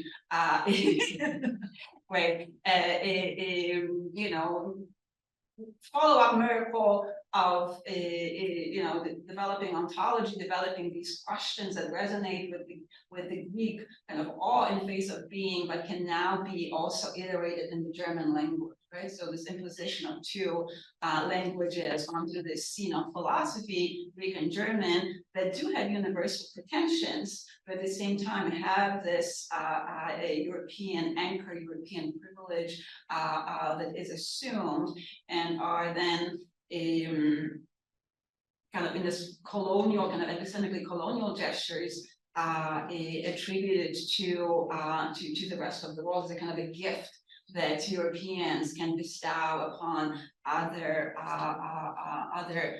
continents, other islands, in order to bring this gift of reason to them.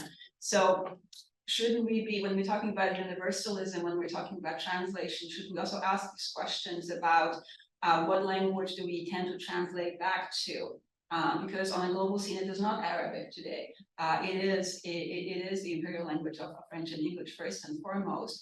Shouldn't we ask whether there have been other lineages of universalism coming outside of Europe that had a similar kind of potential to open up civilization to global humanity, right? And if not, why not? How does the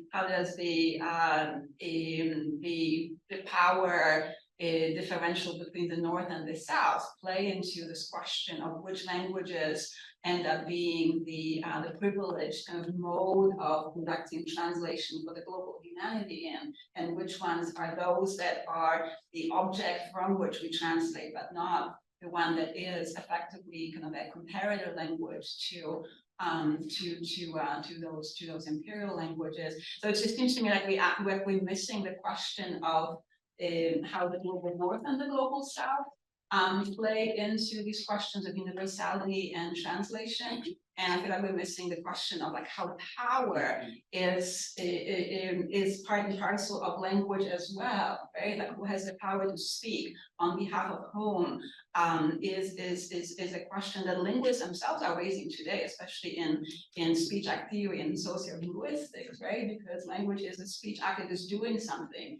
And it is a very important question to ask, like who has the right, the authority to be doing something with words that affects perhaps a much larger community than just the one that the speaker is from. So I guess I'm missing these types of questions being part of the conversation about universality and translation. I think you're absolutely right. And I think rereading Senghor also means underlining the limits of Senghor's engagement with language and with even the idea of Africa itself. And in this particular case, I think there's some sort of naivety that you find in Senghor's work in general, in this really great belief in a certain universal idea that does not take into consideration the importance of power. You know, when, for example, Senghor believes in the possibility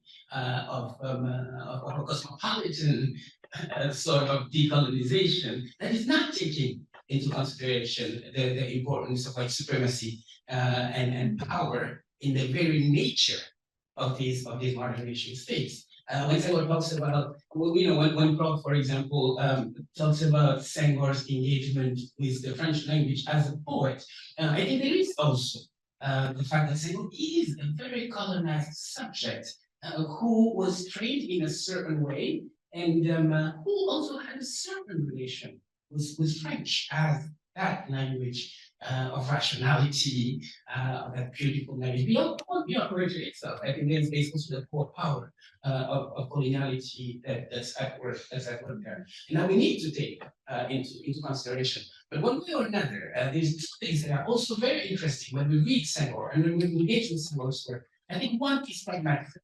Senghor is an extremely pragmatic person who will give you one answer today and tomorrow give you a different answer. The thing Senghor was saying in Gavroche, it is necessary, we will be independent, even if it's necessary to take up arms. It did not change his mind when he said, let's wait a little bit. That's the same person who at different moments, and depending on who he's talking, would choose what works best. As a matter of fact, after he was president, he had this, there was this interview with RFI, and I don't remember the answer, but he was very, very virulent against France. And somebody said, and then the journalist said, why didn't you say this when you were president? He said, well, parce que le président de la République doesn't clear public. I was the president, and now I'm not anymore. I can say things. You know, the Senghor is very pragmatic. That's one. And the other thing that we need to take into consideration is that Senghor writes for almost 50 years. If we want to take, and unfortunately, we read one page of Senghor and then we have an opinion, you know, or even sometimes not even one page, one sentence. No, exactly what it means. La colonisation est un mal nécessaire. Boom. Because we have not for a long time, we have not practiced. Example, what I've been saying for a long time is African studies, for example, is done in English. We are exceptions. Those of us who speak as languages other than English and do African studies are exceptions. Senghor is not translated, period. So if you speak only English, you haven't read Senghor. You just said that there's 1,308 words in pages in the Liberté. One, 3 and 5. Right, 1, 3 and 5. And then it's 2 and 4, and they have other texts. Right? So we have to be very, very careful, especially when Senghor uses terms such as language of science or colonization. We have to be very careful. And I think that's the work that we have tried to do since 2007. And right now, there's at least 2 translations of Senghor's work that are in the pipeline. I have a question from Zoom that I want to share with you. Last comment on just to touch on everything you just said. So the Gavroche interview, it's in 1946. So he's out of the horrors of Nazism. Right. And he used actually Nazism as an example. He says, well, if France fought to liberate itself from Nazism, so will we do, so are we, right? So that's really the context in which he said that. So it's true that afterwards, well, he said something completely different, but the context was quite important. So to go back to the question of translation, but without the question of universalism, though, what Sharon de Diop did in the second part of Nation et Culture is interesting. He makes a defensive illustration of African languages through translation. So he's thinking, okay, these languages may not have certain words, but it's possible to invent them. So he comes up with this idea of neologisms using compound words. And that's a very interesting technique that young people from the countercultural movement use. And even as they were promoting Senegalese national languages, they still didn't reject French. So they were using those. Once again, going back to this idea of bilingualism that Senghor was promoting. So I may not have an answer to the question about universalism, but there are ways in which you work through the language that may not be a dominant one, but that you can expand through translation. It's a way of developing the language and perhaps making the language say things that you would like to say, and that happens through translation. Please read that second part of Sheikh Diop. It's very interesting the way in which he demonstrates that, and he translates Einstein and Corneille to sort of demonstrate his theory. And I think I'll stop there. Just make sure. So and just to answer your question quickly about how the primacy of Greek came as a philosophical tone. The first volume of Academia by Martin Bernal is called The Fabrication of Classical Civilization, and he posits that it was already understood, but then they say they posit that it's already understood that the Greeks understand themselves as part of a greater Mediterranean matrix, and as a matter of fact, give all the credit of their philosophy and language to Egypt, But with the Greek War of Independence, the War of the Saracens, there's a need to divorce Greece from its African origins. You know, look at the heroic mythologies, it's all these, you know, supposed demigods got to go back to Africa to find themselves. And so the Greek War of Independence, there needed to be created a rationale for alternative European nationalisms. European nationalism, they go defend the Greeks against their Mediterranean cousins. And so with that, they had to say that the legacy of Greece is distinctly European, it could only be European. And furthermore, what's come from Greece and what went into Greek was also completely European. These ideas were also supported by Lefkowitz, Mary Lefkowitz in her book. And James too, right? Like, Jim James and Govino also. Yeah. Right. Senghor theorizes métissage through by challenging behavior. If you read his introduce Mohammed Aziza, he comes back to this moment where he realizes that this Greek miracle is not a theory of authenticity. He challenges it, and that's where he expands to Negritude as métissage. And I want to bring you elsewhere. I want to bring you elsewhere with the location of scientific. That's okay. Definitely, yeah, carry the question of people waiting on them. So one of the questions is, in reading Senghor, what would he say or propose about our post-colonial past? They are very concerned about the present, and we are so if you can have them a bit answer. How can we come to terms with this past in order to better face the future in the light of everything that is happening in Africa, coup d'etat, France hunting us down, etc. So there are some questions around that. Could we discuss the concept of France simply by having you respond to the question in your answer, including Senghor's interpretation of it and how this concept contributes to the affirmation of indigenous culture. So there is this question of is the future in light of what is happening in Africa? What can we draw from Senghor's thought? So there is this question. I will add mine. I would just want to jump in the question of universalism.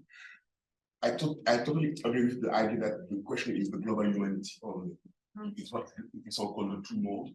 And I feel also that the question is more who we are becoming than who we are.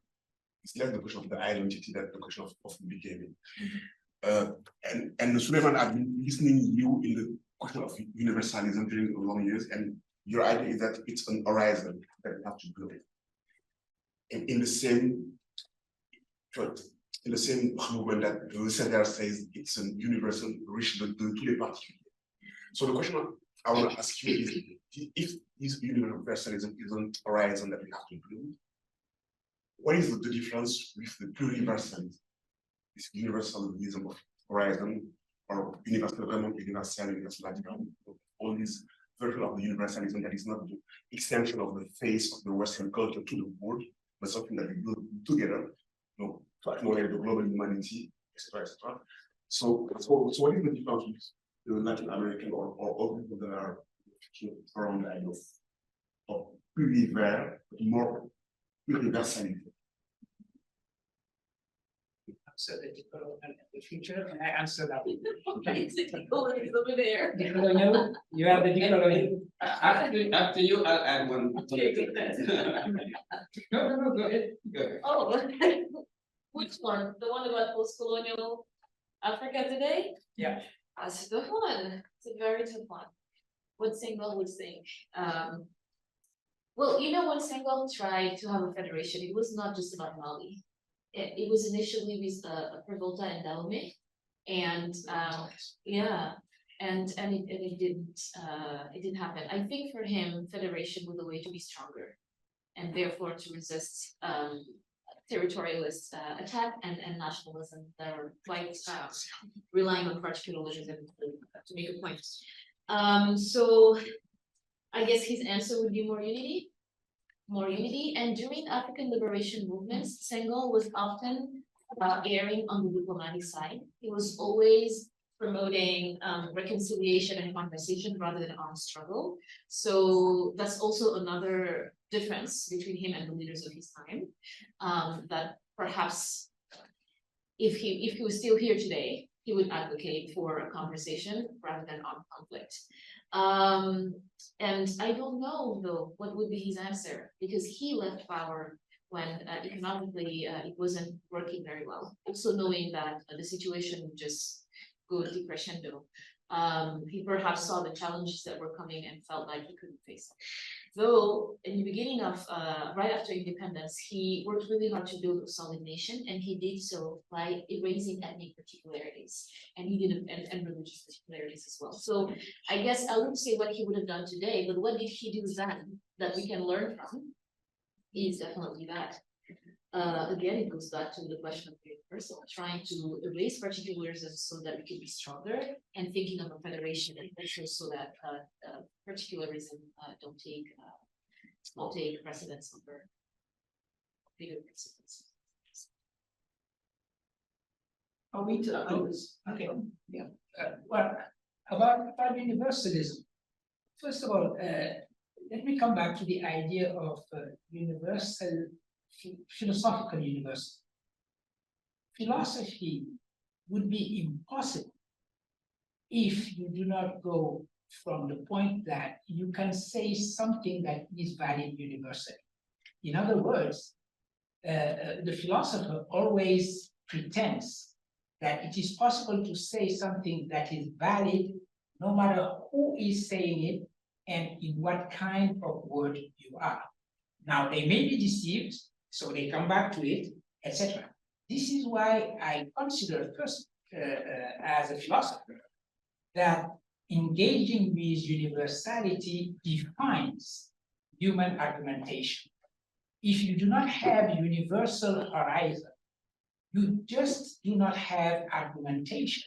In other words, ideas coming across a certain line. I'm saying this, you are responding that. We share the same language, we share the same logic. We may disagree, but at least we are speaking the same language. Otherwise, what you have is juxtaposed identities, where everybody just takes the floor, perform their identity, and tell you that if you do not share the same identity, you have nothing to say about what they just say. I'm oversimplifying, but this is something we are dealing with in our modern times, and this is a very anti-intellectual attitude that would explain why I believe in engagement with universality. The idea that there is some shared humanity, there is some shared logic, and that argumentation, exchanging argumentation, eventually agreeing, or at least putting your finger on what you are disagreeing about, is possible. That is the general frame.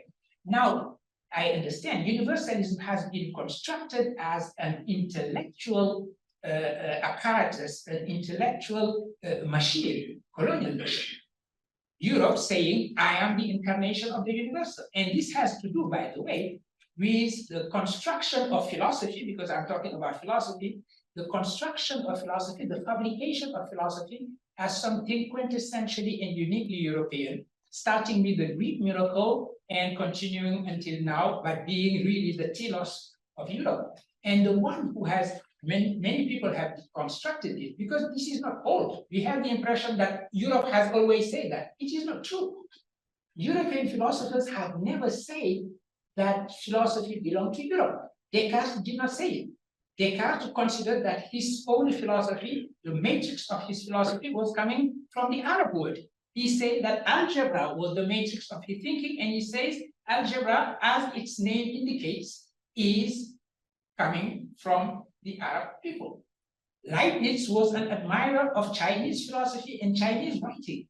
So it is only in the 19th century, end of 18th century and 19th century, that Hegel mainly decided that he is going to build the history of philosophy as a history which is European. And this is where Greece was invented as the cradle of philosophy. And this is why actually the important work of Shekhar has been to deconstruct that construction, that Hegelian construction.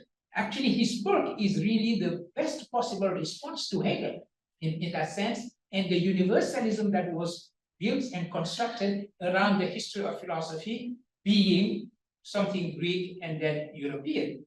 I remember the last time I have physically met Professor Antonio is when my uncle Pate, passed away recently, as you know, took me to see him in his lab. And we talked about that precisely. That is, I was just this young assistant, but he liked my uncle Pate, obviously, and he saw me as the nephew of Pate, and this is why I had this wonderful conversation with him, knowing that I was a philosopher. We discussed that, and that is the conversation we had, and he was telling me about the importance, in particular, of this dialogue by Plato, Timaeus. And he said it is all in Timaeus. When you read Timaeus, you can see actually what it means for Greek philosophy to have its roots somehow in Egyptian thought, as you say, my dear Souleymane.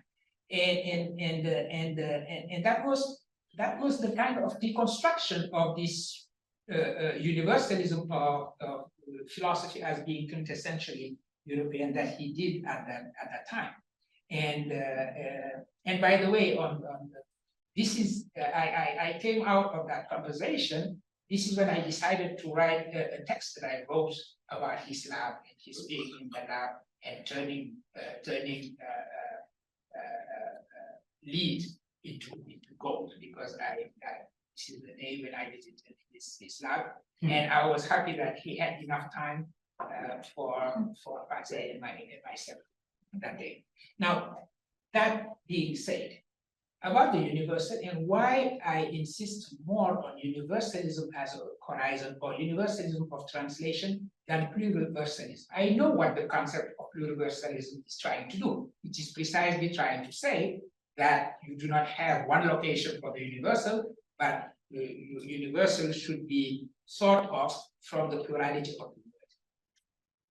But if you replace universal by pluriversal, you destroy the idea of universalism. I can understand what pluriversalism is doing, but I want that to be done by universal in order to insist on the fact that we have to build together the new universal because of many things, and among them the challenges that we are facing today. I mentioned very quickly planetization and the need in which we are to think the two main challenges that should be unifying us as one single humanity: environmental crisis, sanitary crisis.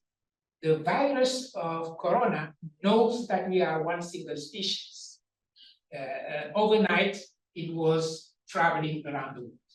Same way, we are now in the middle, I don't know where we are, but we are right there in this environmental crisis, and it looks like we have already reached or are close to a point of no return. So we are at a time when we have to respond as one single species, and this is what the move made by Dipesh Chakrabarty is so meaningful. He says, okay, as decolonial thinkers, we have been working in the anthropology of differences, talking about our own differences and so on for decolonial reasons and opposing imperialism, etc., etc. But what we are coming up with is separate epistemes. We are looking at alternative epistemes. Okay, you have epistemologies of the North. We are going to have alternative epistemologies from the South, or theory from the South, as we call it, as if you have to be in your own tribal epistemology. And this is not the way human knowledge works. And this is not the translational notion of what decolonizing knowledge should be meaning.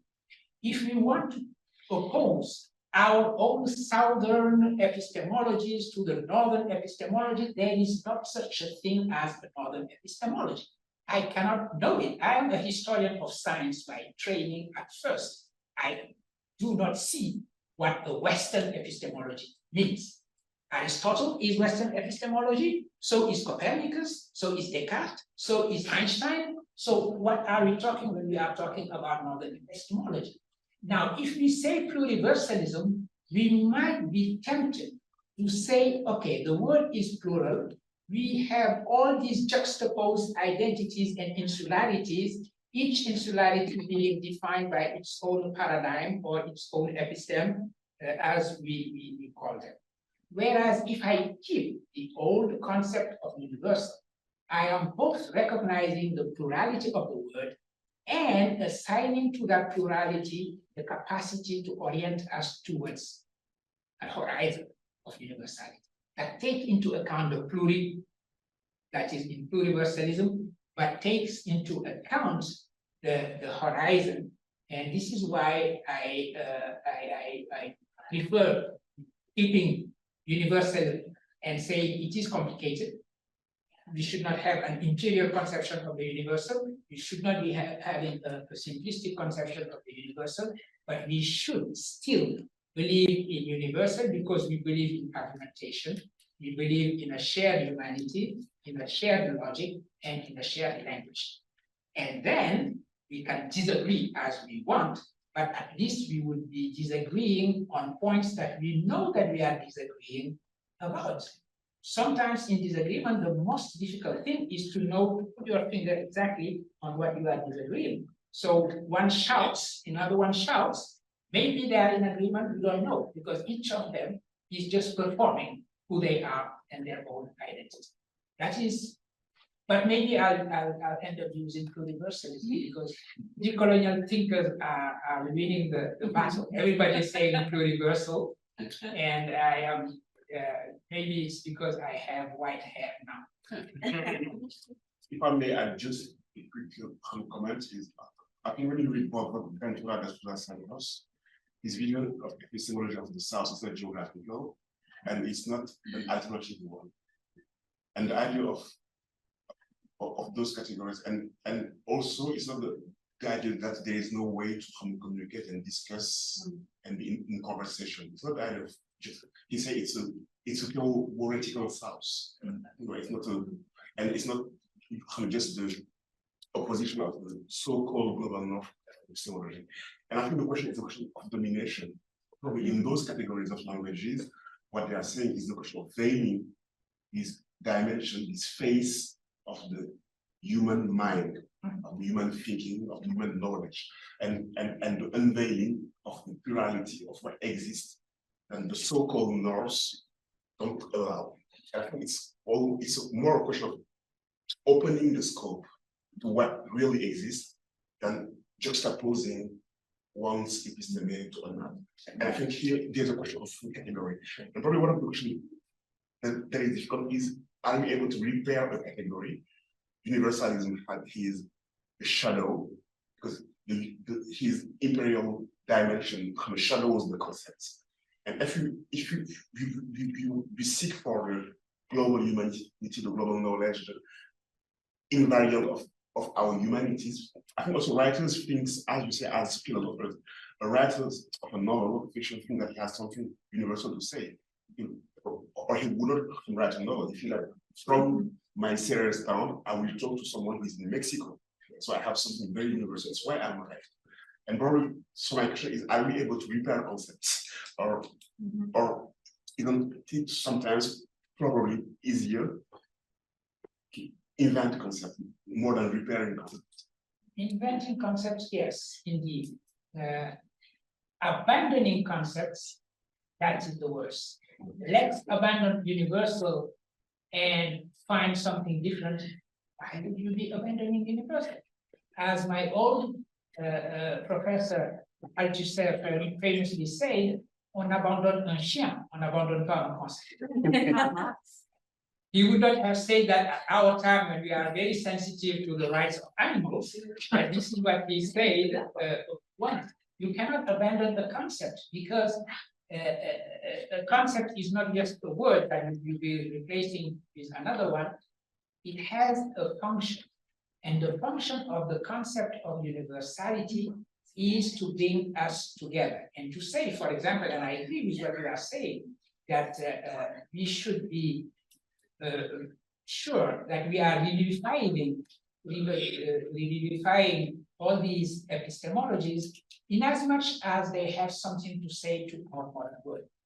And clearly, when it comes to our relationship with our environment, relationship with nature, etc., we have to learn from epistemologies that are anti-Cartesian and that never allowed man, because here the gendered language imposes itself, man to be master and possessor of nature. Absolutely, obviously. But then translation has to happen. When we say during the COVID that we are going to try to have some kind of production of cure from these epistemologies from the South, we were truly out of it when we had vaccination. That is true. Anything else needed to follow the same kind of protocols, meaning that if you take 100 people, you have to make sure that it is whatever you come up with is efficient with 80 people. Now you have absolutely radical decolonial people who will say that my thinking is westernized because I am measuring it and bringing in measure 80%, where it is not probably, this is a kind of analytical Cartesian approach. My goodness, we are talking about curing people. How do you do that if you do not count the number of people you cure with something? That is as simple as that. When you talk about universality, you have to share this kind of logic when it comes to very serious matter, such as curing people from this virus that have unfortunately taken many people dear to all of us. And it becomes a matter of life and death to have some universality in the conversation and accept that if something is efficient to a certain percentage, then you can do it. If you tell me that if I drink something that has been concocted by someone who doesn't know about microbes, and I do know that if you put some herb in water and you let them sleep for 2 nights, you have tons of microbes inside of that. I'm not going to drink it. So that is. So can I come in here? I mean, because I want to disagree with some of what you're saying here, but let me also be clear that in the division, perhaps somewhat overstated between the post-colonial and the decolonial, I would actually come down on the side of the post-colonial. So I will say that. But it seems to me that what you're talking about here is leaving out what others on your colleagues have been also talking about as a question of power, right? I mean, you know, because actually the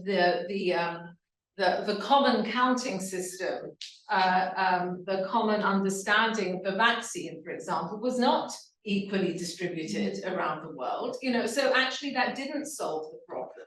So I mean, I think that there's the category I'm not sure why we need I'm not saying throw out the concept of the universal. I wouldn't necessarily say throw out the concept of the universal.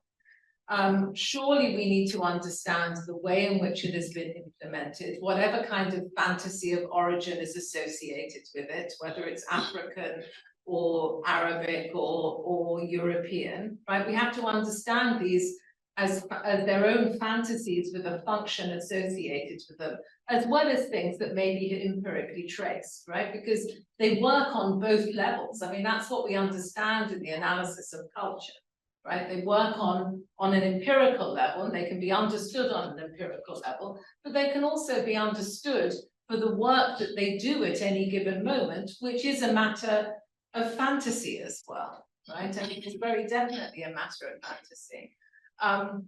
So I mean, and so, you know, and I mean,